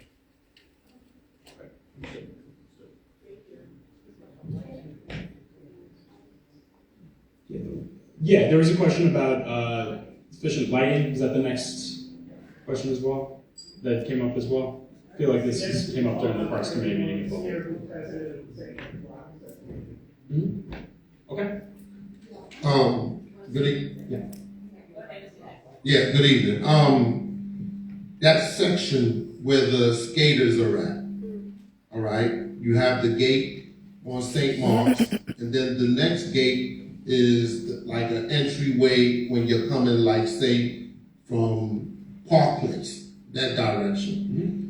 In this rendering, I'm asking for clarification because when you enter in from the Park Place side, you have some mats, and is that area where the mats are at, is that done away in this rendering? Like the play equipment area, like the playground area? Yeah, with the mats. No, that won't be touched. It's just kind of the skate area. That's what was specifically funded for this, for reconstruction. Okay, so this rendering is not disturbing that area. That area will still be there. Correct. All right, that's all.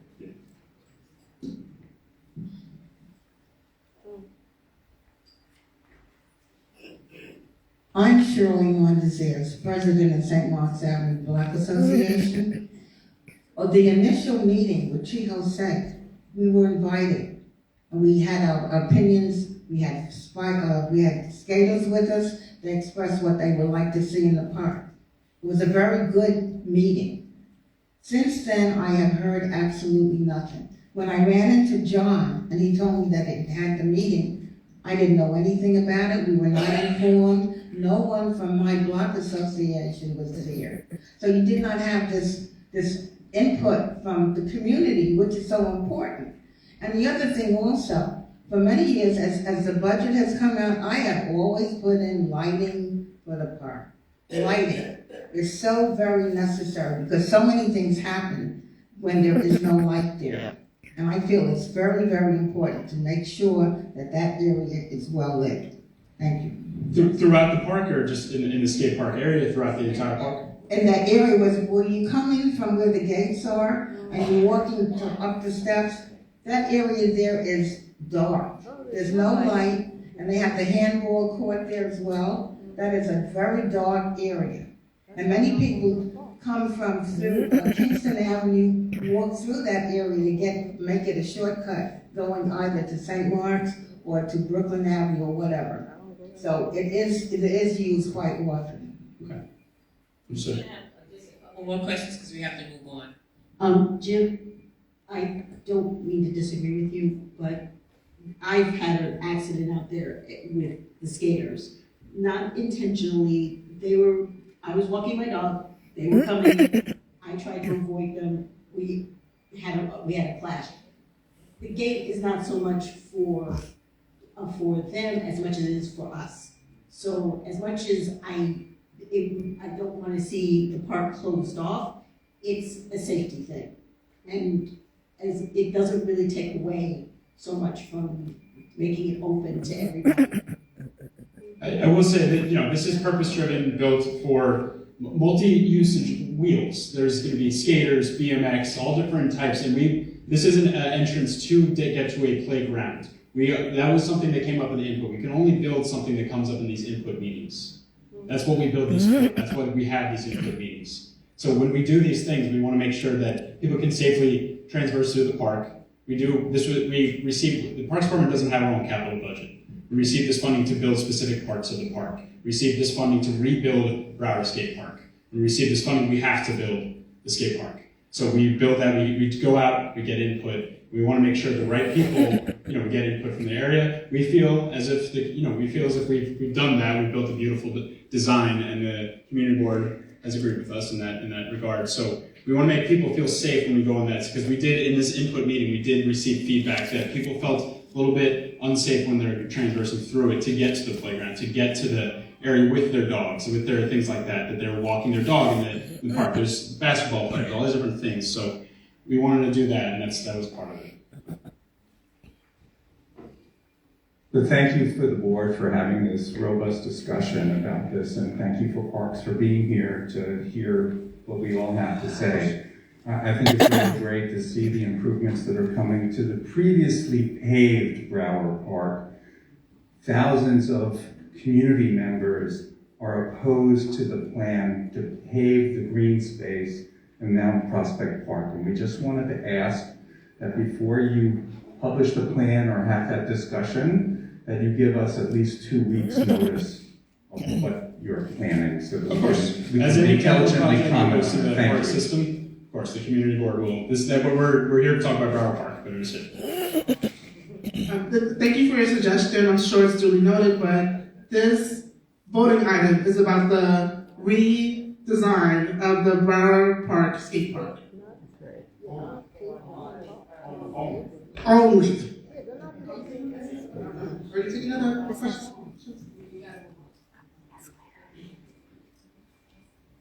Thank you all so much. Thank you.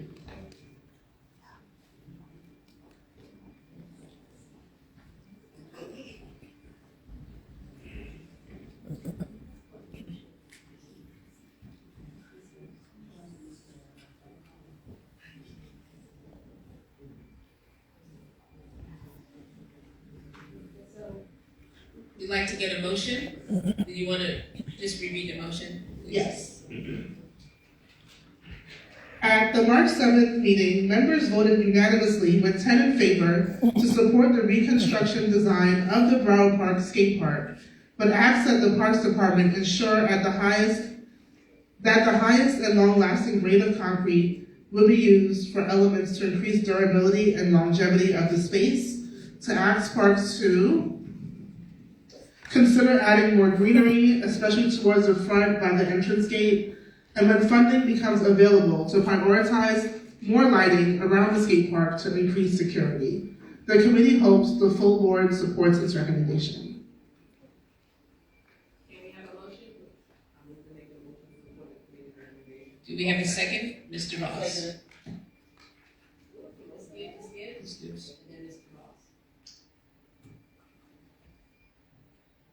Adu. Yes.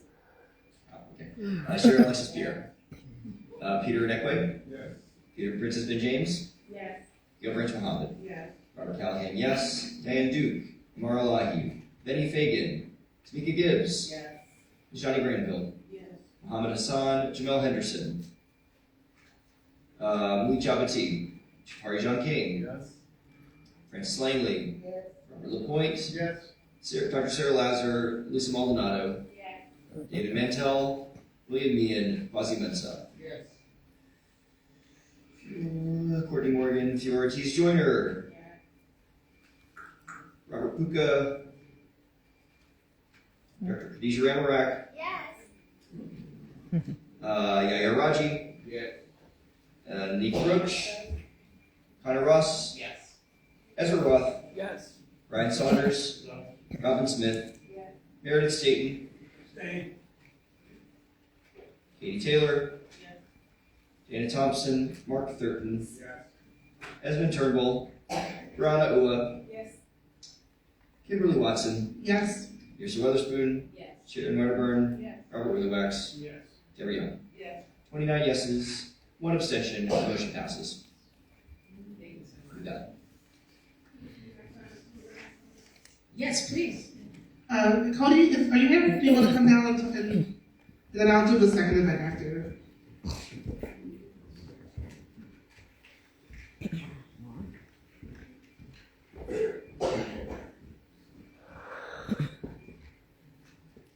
Good evening, everyone. I'm Cody Israel. I'm a member of the Parks, Youth, and Education Subcommittee. I'm also the president of the Walthall Chamel Community Garden, located on 1095 Dean Street, so Dean and Bedford Avenue. And I want to present an event that I worked very closely with the subcommittee and very closely with Isabel here, the president of the Cultural Road Black Association, KERPA, which is going to be a Eastern Parkway mulching project with Big Reuse. And so what Big Reuse is going to be doing is on April 6th at 10 a.m., they're going to be dumping 2 dump trucks of mulch on Troy and Eastern Parkway. Troy and Eastern Parkway, 969 Eastern Parkway to be specific, if we're gathering a meeting at that place. And with up to, and possibly more, 60 volunteers, be spreading this mulch onto the trees, starting from Utica Avenue, going all the way to, I believe, Kingston. And tools will be provided by Big Reuse for about up to 40 people. So if you have the shovels, if you have gloves, anything like that, that is good for gardening, good for spreading mulch, please bring them because they will be needed. And just one of these things that I think ties in very deeply with parks, youth, and education, because we're looking for real intergenerational spread for this event. And this will be one of 2 mulching opportunities. The next one will be in early May, but it is just a broader part of Earth Month. I know my parks representative knows about that. Wait, what time? 10 a.m. to 12, but I think it's going to go a little bit past 12. April 6th. John, what's up? Thank you. So it's going from Utica and Eastern Parkway up to Kingston. I just wanted to say something in support of the project. The Brooklyn Ave Block Association fully endorses this. And we're now negotiating the Crown Heights Care Collective to participate, and I think they will. And I'm also negotiating the cleanup Crown Heights, and I believe they will come out as well. And we'll set up a general leaflet and send it to every person we met in our power. Okay, thank you. Thank you. Thank you. Our next, well, it's not really our event, it's the Friends of Borough Park. It's their annual Earth Day. It's not easy being green. It will be happening on April 27th from 12 p.m. to 4 p.m. We don't have a flyer yet, but the event has already been approved by Parks. And again, this is another event that is multi-generational. Our committee is supporting Friends of Borough Park by reaching out to committee partners to invite them, including all of you. So we love it if you can be there. Again, the Earth Day / It's Not Easy Being Green event will take place on April 27th from 12 p.m. to 4 p.m. Thank you. Thank you, Ms. Watson. Next up, SLA and Sidewalk Cafe. You, Mr. Renowitz. Vice Chair. Usually I've done this by now. Sorry. Okay, good evening, everybody, again. Yes, please run. Get out of here, parks people. You don't care about this. Wow, look at them all. The SLA, the Sidewalk, the State Liquor Authority and Sidewalk Cafe Review Committee met on Monday, the 3rd of March, 2025, and discussed the following dining out applications. So, critical thing to note, everything I'm going to speak about tonight is not an application for liquor license service. This is an application to use our sidewalks and our streets of our community for private restaurants purposes, right? So everybody on this list has either already got their liquor license or doesn't want one, and we're just talking about the dining out element, okay? Number one, Aita Trattoria at 798A Franklin Avenue at Lincoln Place for a roadway and a sidewalk cafe. The roadway dimensions, 8 by 18 feet along Franklin Avenue, possibly contains 4 tables with 2 seats at each. The hand-drawn diagram was unclear. We did not recommend for approval due to the following issues. The diagram was illegible. The pictures were of the prior structure, which had already been torn down, and were therefore not very helpful. And the applicant of record is no longer in business. There's a new business with a different name at that establishment. Sorry, I don't mean to editorialize. The second prong of that was sidewalk cafe dimensions, 9 by 18 feet on Franklin Avenue, possibly contains 4 tables with 2 seats at each. Again, hand-drawn diagram unclear. Not recommended for approval due to the following issues. There's an existing enclosed structure, which we don't know whether it's permitted or not. The diagram is illegible, no pictures were provided, and the applicant of record is, again, no longer in business, different business name. Any questions? I was going to say, is the applicant here? No. Yeah, I just want to make mention that the proprietors are not required to be here at the committee meeting or the board meeting.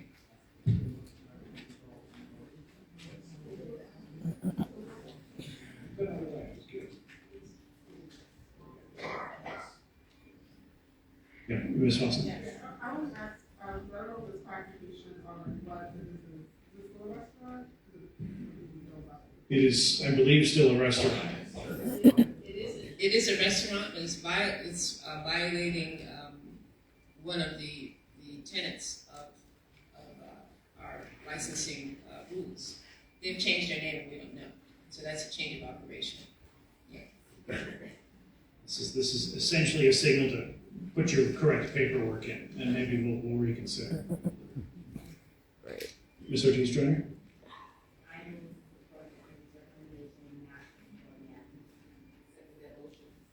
Second by Ms. Gibbs. And the secretary's ready. The motion is to support the committee's recommendation by not supporting the applications.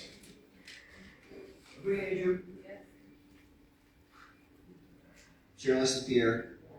Peter Neckway. Yes. Princess Ben James. Yes. Gail Rich Mohammed. Yes. Robert Callahan, yes. Diane Duke, Amar Elahi, Benny Fagan, Tamika Gibbs. Yes. Johnny Granville. Yes. Jamel Henderson. Great, gone. Tamari John King. Yes. Francis Langley. Yes. Robert LaPointe. Yes. Lisa Maldonado. Yes. Ozzie Mensa. Fiora Ortiz-Joyner. Dr. Khadijah Ramarak. Yes. Is Robert Puka here? No, okay. Yaya Raji. Yes. Anika Roach. Connor Ross. Yes. Ezra Roth. Yes. Brian Saunders. Yes. Robin Smith. Yes. Garrett Staten. Oh, yes.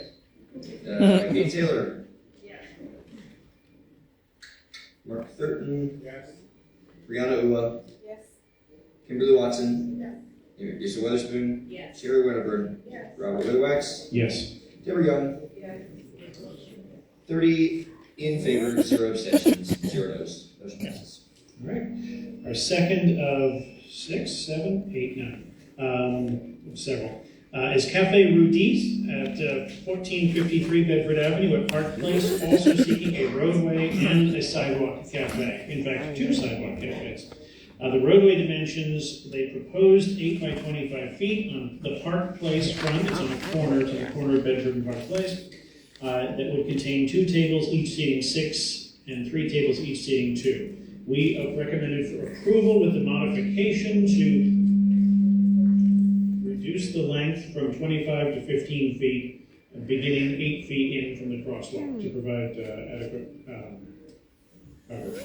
The sidewalk cafe, again, there were 2. one that was 4.8 by 6.5 feet, and one that was 4.8 by 9 feet on Park Place, and the one that was 4.8 by 12 feet on Bedford Avenue, for a grand total of 9 tables with 2 seats each. We recommend it for approval as reviewed. Yes, I had a question which is for clarification on the rules of, as it relates to these kinds of licensing that you're talking about. It's my understanding, and please correct me if I'm wrong, that there has to be an 8-foot margin from the curb cut. As I understand, there has to be an 8-foot margin from the curb cut to whatever structures that you have or whatever table arrangements. And the reason for that, as I understand it, is for pedestrians like myself and other people to be able to walk on the sidewalk. And Mr. Weatherwax has been saying that the priority of pedestrians is of utmost importance, and I sort of get that, but it hasn't really been demonstrated, at least in one spectacular case, which is at 602 Vanderbilt, where the cabin-like structure was supposed to be removed back in September or October, and they finally supposedly removed the cabin-like structure, but all they did was take the roof off from it. So the structure is still there, the dimensions are still there. And my further question is, as it relates to these kinds of licensings, is the 8-foot margin, is that to be measured from the curb cut? And does it take into consideration things like bus poles in which a phalanx of bicycles are tethered to the pole, which makes a huge bottleneck between the cabin-like structure and the rows of bicycles. So, like, the Department of Transportation has not demonstrated really good faith in this because they haven't really fixed, at least in 602 Vanderbilt, they haven't fixed this problem. All they did was take the roof off, and does that constitute getting rid of the structure? How does that relate to, this is germane to this whole discussion, and how does that relate to these licensings that you're talking about right now? So let me take the various pieces of that, if you would. 602 Vanderbilt, what is the establishment? It's no longer there. It was Fawn Restaurant. It was Fawn, right? So you're talking about a sidewalk cafe that had a roof on it. Yes, okay, got it. They routinely violated the rules, and not only that, they were obnoxious in other areas. So, in the grand scheme of things, we had a regime of sidewalk cafes for as long as I've been on the board. There has been a process for approving sidewalk cafes. There has always been strict geometry for exactly that type of clearances between the edge of the permissible seating area and all of the fixed street furnitures, like light posts, like bike racks, like parking meters, like tree pits, right? There's always been clearances that have been written into the city code. Have they always been abided by? Of course not. The restaurants eat into the space that they shouldn't, and there's always been pushback. That regime is gone, because that was done under what used to be called the Department of Consumer Affairs. Gone. Switched over in the pandemic. The street seats, same idea. If you're talking about a streeting space that's now in the road bed, not on the sidewalk, it still has to honor all the clearances you talked about. It has to be at least 8 feet in from any corner. It has to, in fact, if it's it's on the inside of a turn, it has to be even longer away from the curb. Again, the geometry is in the code, and it has to be abided by.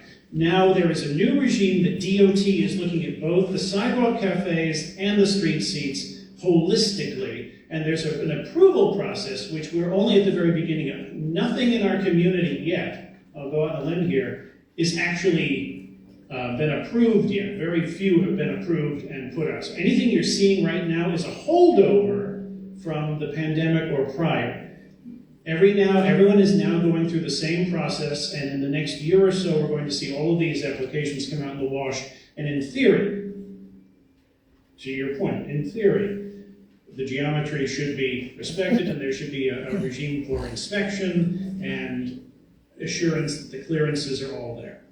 See, so what they do is they get their big structure, and then in addition to that, they further intrude on the sidewalk by putting giant plant pots, sandwich boards. Oh, that's another thing, is they do what's approved, and then after that, they put in sandwich boards, which they go even further into the pedestrian space, and then on top of that, the delivery bikes are like an issue. So when you talk to them about the delivery bikes, they say, not my problem. And it's like, I say to them, that's like saying when it snows outside, shoveling the snow off the sidewalk is not your problem. Well, it is your problem. But it's like total scofflaws, and it's got to be stopped. And it's not just 602 Vanderbilt, it's others. The sandwich boards are ridiculous. They put them right out in the middle of the sidewalk, and you have to negotiate around them. In addition to having to deal with all the bicycles and delivery e-bikes that are illegally going down the sidewalk. Thank you, sir. Well It needs to be fixed. Thank you. Thank you. So, one more question, and we have to move on. Mr. Steve. From what you're telling me, it's going to be an L-shaped construction. So back to Cafe Rudy. Yeah, but there's a bike lane there. Did they take that into effect?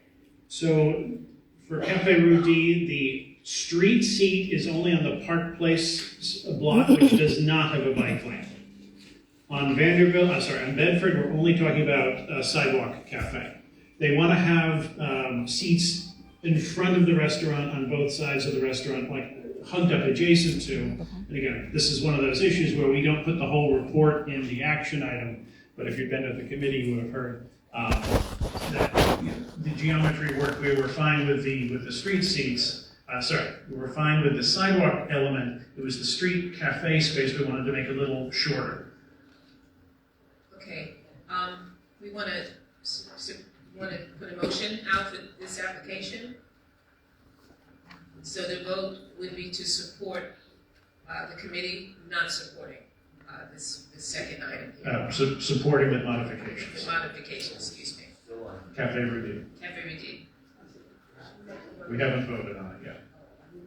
Yeah, need a motion. Yeah, we need a motion. I'll make a motion that we support the committee's recommendation to support this application with modifications. Second.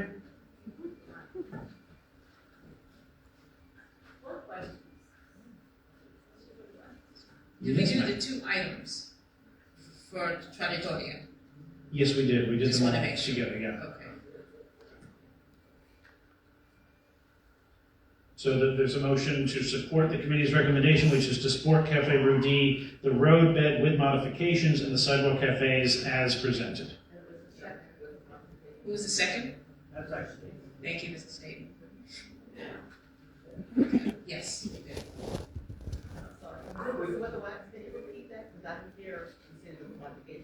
The roadway, they wanted a 25-foot roadway, we said 15-foot. Oh, I'm sorry. Restate the motion. Restate the motion. The motion is to support the committee's recommendation, which is to support the roadway with modifications and the sidewalk cafes as presented. Okay, thank you. Thank you. When you're ready. I'm ready. Goya Edu, Sharon Lexapierre, Peter Nekwe, Yes. Princess Ben James, Gail Branch Mohammed, Robert Callahan, yes. Speaker Gibbs, Yes. Johnny Granville, Yes. Muhammad Hassan, Jamel Henderson, still not here. Tafari John King, Yes. Francis Langley, Yes. Robert LaPointe, Yes. Lisa Maldonado, Yes. Wazi Mensa, Yes. Fiora Ortiz Joyner, Dr. Khadijah Ramarak, Yes. Yahya Raji, Yes. Nika Roach, No? Connor Ross. Yes. Ezra Roth. Yes. Brian Saunders. Robin Smith. Meredith Staten. Yeah. Katie Taylor. Yes. Mark Thurton. Yes. Brianna Ua. Yes. Kimberly Watson. Yes. Kirsten Witherspoon. Yes. Sharon Wedderburn. Yes. Robert Weatherwax. Yes. Deborah Young. Yes. 29 yeses, 1 no, 0 abstentions. The motion passes. Thank you. All right. All of the remainders up to the NUA table were all recommended for approval. So I'm going to read through items C through H as one. And if we want to split one of them off, we can, but let's try to do them all together. So item number C. Number 7 restaurant, 627 Vanderbilt Avenue near St. Mark's, is looking for a sidewalk cafe. Dimensions 3.5 by 4 feet for 1 circular table and 4 chairs. Recommended for approval as reviewed. Item D, Chow Gloria, 550 Vanderbilt at Pacific. Sidewalk cafe, dimensions 10 by 38 feet, contains 10 tables with 2 seats each. Item number E, Grand Cafe Di Martini, 609 Vanderbilt at Bergen Street, a roadway cafe. The roadway dimensions are 8 by 20 on Vanderbilt Avenue, containing 3 tables with 4 seats. Amarina at 624 Vanderbilt at Prospect Place, a roadway cafe. The roadway cafe of 8 by 16 feet, containing 4 tables with 4 seats at each. I hate French. Mille Fouilles, 622 Vanderbilt Avenue at Prospect Place, sidewalk cafe. Sidewalk cafe dimensions 7 by 10 feet, contains 4 tables with 2 seats at each. And Alta Calidad, 552 Vanderbilt, a sidewalk cafe. The dimensions 8.3 by 9.5 feet. And again, 5 feet by 10 feet on Vanderbilt Avenue with 15.5 feet by 10 feet on Dean Street, containing 9 tables with 18 seats, recommended for approval with modifications, ensuring a minimum of 11 feet clearance between the outer edge of the dining area and the streetlight and the compost bin. So those are all recommended for approval or recommended with modifications. Any questions on any of those?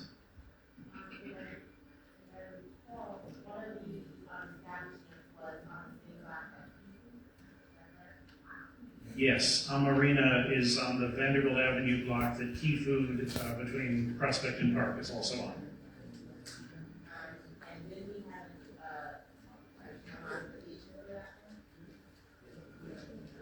I don't remember it.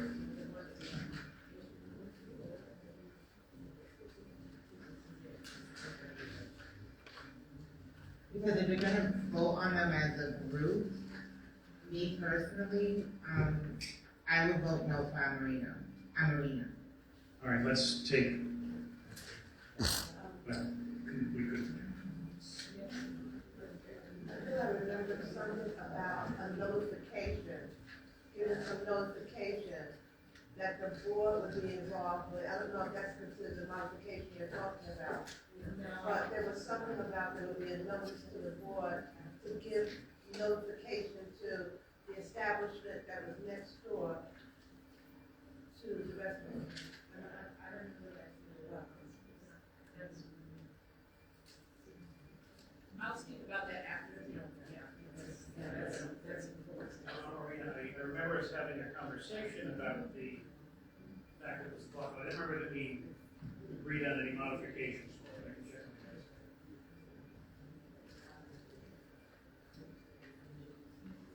on this. Yes. On your list of the first list that you just did just now, what was the name of the restaurant? Sorry, the restaurants, number 7 restaurant, 627 Vanderbilt, Chow Gloria at 550 Vanderbilt, Grand Cafe Di Martini at 609 Vanderbilt, Amarina at 624 Vanderbilt, which is the one Ms. Ortiz-Joyner was asking about, and you just want to make me say it again. Mille Fouilles at 622 Vanderbilt, and Alta Calidad at 552 Vanderbilt. No, the confusion is the name of the restaurant is number 7. Yes, number 7 restaurant. It used to be number 7 Green Avenue, and they moved and didn't change their name because they had an identity. Yeah, thank you. That is confusing.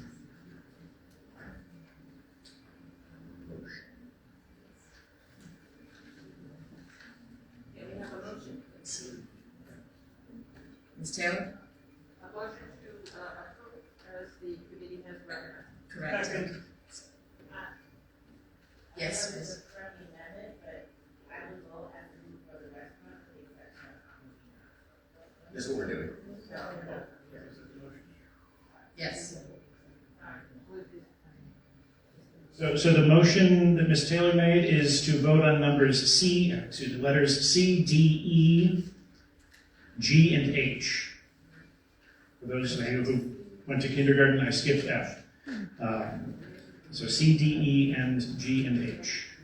And who seconded the motion? Mr. Staten. Mr. Staten, thank you. Are you modifying your recommendation? Was that acceptable? Who made the motion? Yes, Ms. Kitty? that's acceptable. Thank you very much for that. Okay. Koya Edu. Sharon Alexis Pierre. Peter Nekwe. Yes. Francis Ben James. No. Bryce Muhammad. Yes. Robert Callahan, yes. Tamika Gibbs. Yes. Johnny Granville. Yes. Florrie John King. Yes. Francis Langley. Yes. Robert LaPointe. Yes. Lisa Maldonado. Yes. Ozzie Mensa. Yes. Theo Ortiz Joyner. Dr. Khadija Ramarak. Yes. Yaya Raji. Yeah. Anika Roach. Connor Ross. Yes. Ezra Roth. Yes. Fran Saunders. Yes. Robin Smith. Mary Staten. Yes. Katie Taylor. Yes. Mark Thurton. Yes. Brianna Uwell. Yes. Kimberly Watson. Yes. Kirsten Weatherspoon. Yes. Sharon Wayburn. Yes. Robert Witherwax. Yes. Deborah Young. Yes. 29 yes, 1 no, 0 abstentions. Motion passes. All right, so that leaves 2 items. We'll come back to Amarina. 624 Vanderbilt Avenue at Prospect Place, a roadway cafe. This is item F. Roadway cafe, 8 feet by 16 feet, containing 4 tables with 4 seats at each. Recommended for approval as reviewed. Some cross memories of what we actually determined in the meeting.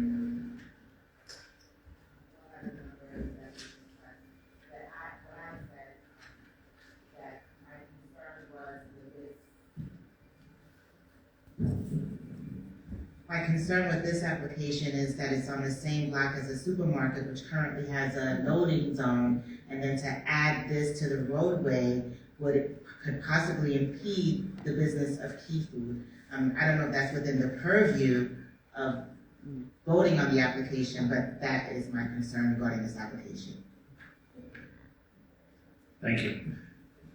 In terms of the process, where we are in it, right? So these restaurants have all applied to DOT. They've passed a muster at the basic level, then they get sent here, and then the next stage is a public hearing. So in theory, and that's, I know Ms. Weatherspoon's going to talk about that in a bit, opportunity for future comment still is outstanding. I'm just wondering, is it the same structure they've had for years? Or is it larger or something?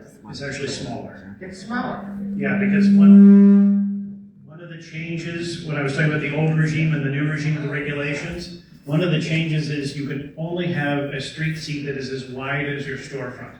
Marina's was a twofer. It went as far as basically the corner of Vanderbilt. Now it is actually going to be half the size. So we save some parking spots. Sure. We'll drop some back. Is that like, hold on, Brian. Sorry. Did you answer? Go ahead. Yeah. Okay, so, Mr. Street or sidewalk? We're talking about a street seat here. Roadway.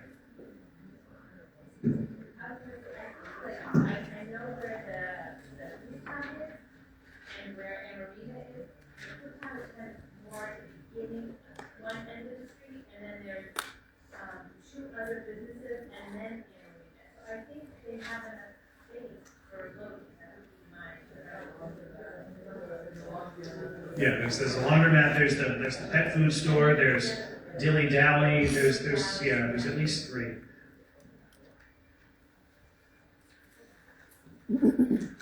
Any other questions or motions? Any motions? Thank you, Mr. Callahan. Second, Ms. Watson.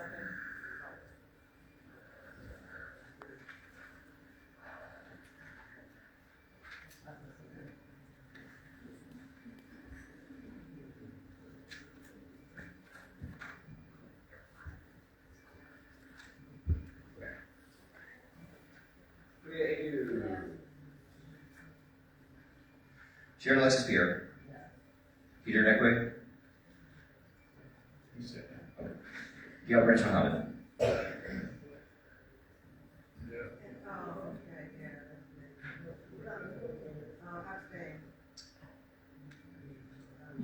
Miss Ben James.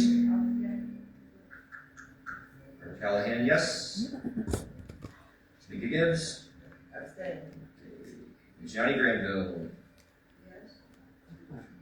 Tafari John King. Yes. Francis Langley. Robert LaPointe. Yes. Lisa Maldonado. Rosie Mensa. No. Ortiz Joyner. Nisha Ramarak. Yaya Raji. Nika Roach. Connor Ross. Yes. Ezra Roth. Yes. Brian Saunders. No. Robin Smith. Aaron Staten. Yes. Katie Taylor. Yes. Mark Thurton. Yes. Brianna Uwa. Yes. Kimberly Watson. Kirsten Weatherspoon. Sharon Wedderburn. Robert Witherwax. Yes. Deborah Young. That is 19 yeses, 4 noes, 6 abstentions. The motion passes.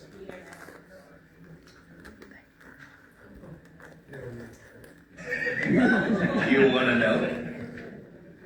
All right, last item. Item number I, letter I. Nua Table, 642 Bergen Street, a sidewalk cafe. Sidewalk cafe dimensions possibly 7 by 41 feet, hand-drawn diagram unclear. Contains 6 tables with 2 seats at each on Vanderbilt Avenue side of, it's on the corner of Bergen. Not recommended for approval due to the following. The diagram was missing key measurements and key elements. It did not have references to a street light and to a permanent parking meter, for example. So we felt it was right for denial.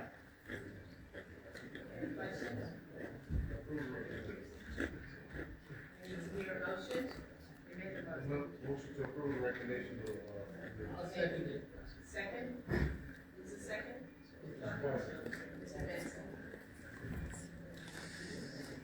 Okay. Akuya Aju. Sharon Alexis Pierre. Peter Neckway. Yes. Princess Ben James. Gail Branch Mohammed. Robert Callahan. Yes, that's me. Tamika Gibbs. Yes. Johnny Granville. Tafari John King. Yes. Francis Langley. Robert LaPointe. Yes. Lisa Maldonado. Quasi Mensa. Ortiz Joyner. Dr. Khadijah Ramarak.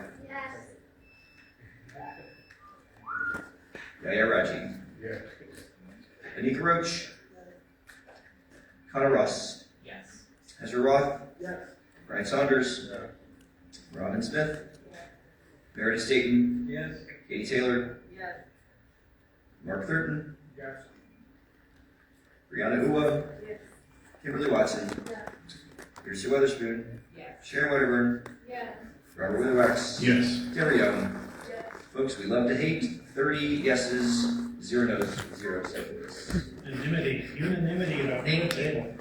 I just want to mention, one of our concerns as a committee is that we get these applications and we're not prepared. They come sometimes not enough turnaround time. So what we're proposing to do, we are going to be sending a letter to DOT where they would include that establishments give notice to the neighboring residents, businesses, and make sure that that's part of their application process. And the district office, CB8, is going to also enforce it from our end that those establishments post when they're going to come to us as a committee, as well as the public hearing. So we believe that that's very important because there's not enough preparation, and we should have more feedback from the neighbors, and that only happens when there's notice to be given. So that is correspondence that we will be writing to DOT with regard to this outdoor programming here. Okay? Next thing we're going to get to, so this is an election year. We have our elections on the odd year, every 2 years. And I have appointed a nominating committee for that effort. The names are 4 of them: Brian Saunders, Lisa Maldonado, Bobby LaPointe, and Kwasi Mensah. So Michelle Jewers, the DM, will be reaching out to them and managing that whole process, them with the guidance of the DM. So thank you to the committee for agreeing to participate in this process. Thank you. Yes? The whole board, who's up for election? That is going to be determined. The whole board? That will be officers. That will be determined. Officers. Just the officers, yes. It will be Brian Saunders, Lisa Maldonado, Bobby LaPointe, which is up there, and also Kwasi Mensah, that's there. If you could you hold your hand up, Ms. Maldonado? Thank you. That is the nominating committee. Thank you, guys. Yes, Mr. Thurman? What are the dates that we have? What months are we looking at for the process? Well, it's going to be happening in this month. So it will be, Ms. George, they will be contacting you as a group. Yeah, I'm sorry, what did you? I was asking what months are we looking to? The process starting this month. And Ms. George will be in concert with the committee, will be contacting. Okay. Okay? And what month are we doing the actual voting on this? April. April, okay. Thank you. May, I'm sorry, May. May. Okay. Yes, thank you. Okay, so we're almost done. I just want to acknowledge Councilmember Mealy. Thank you.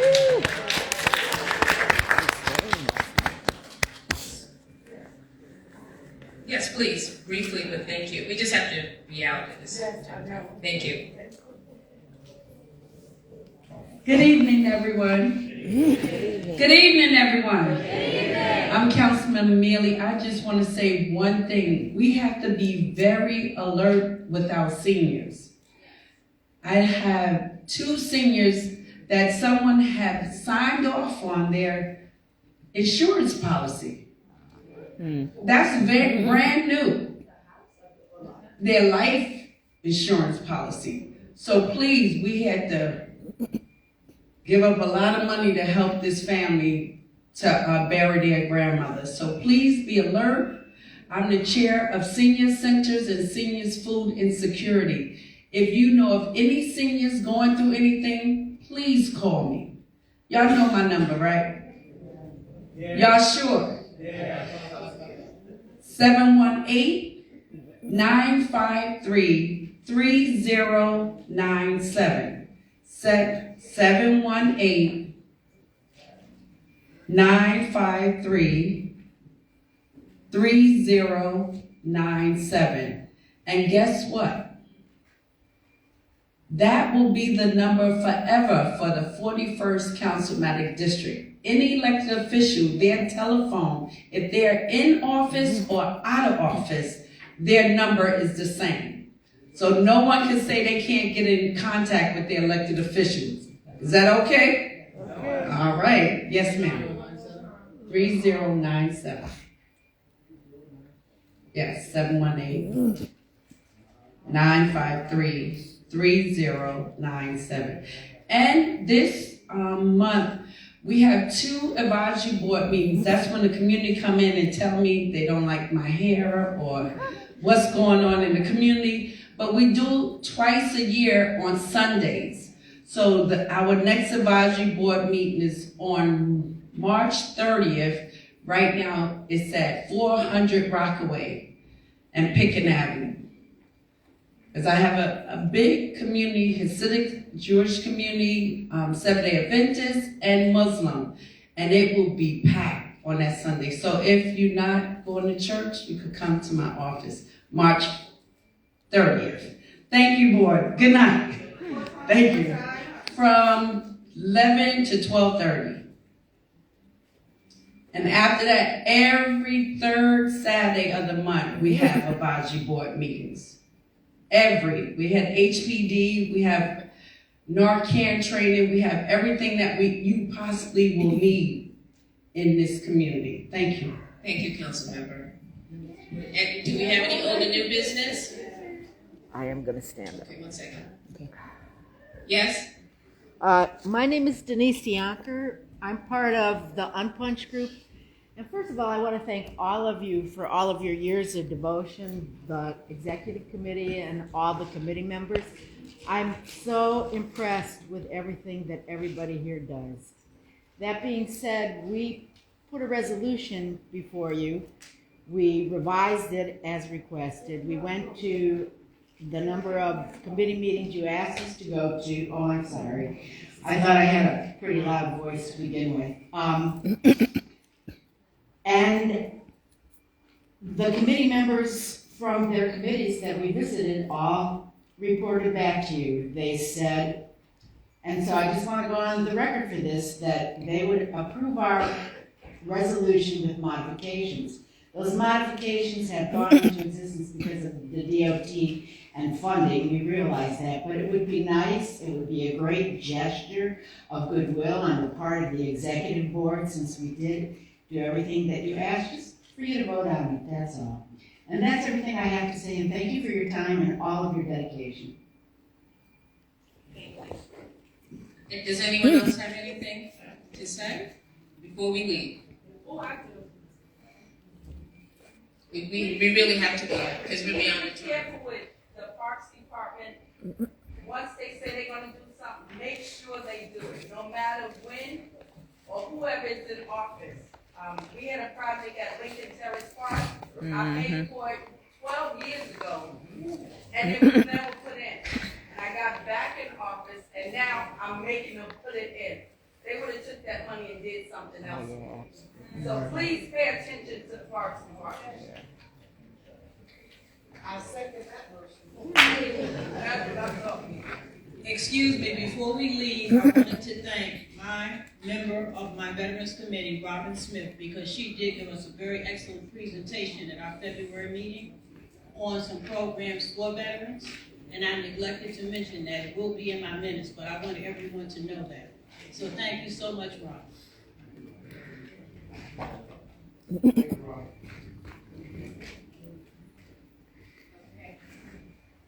Nothing further. Thank you very much, and we'll see you at next month's meeting. It's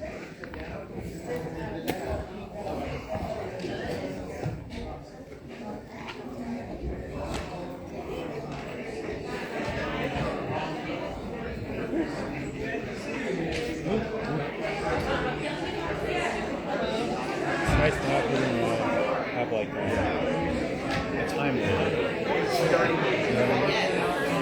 It is. And I think that probably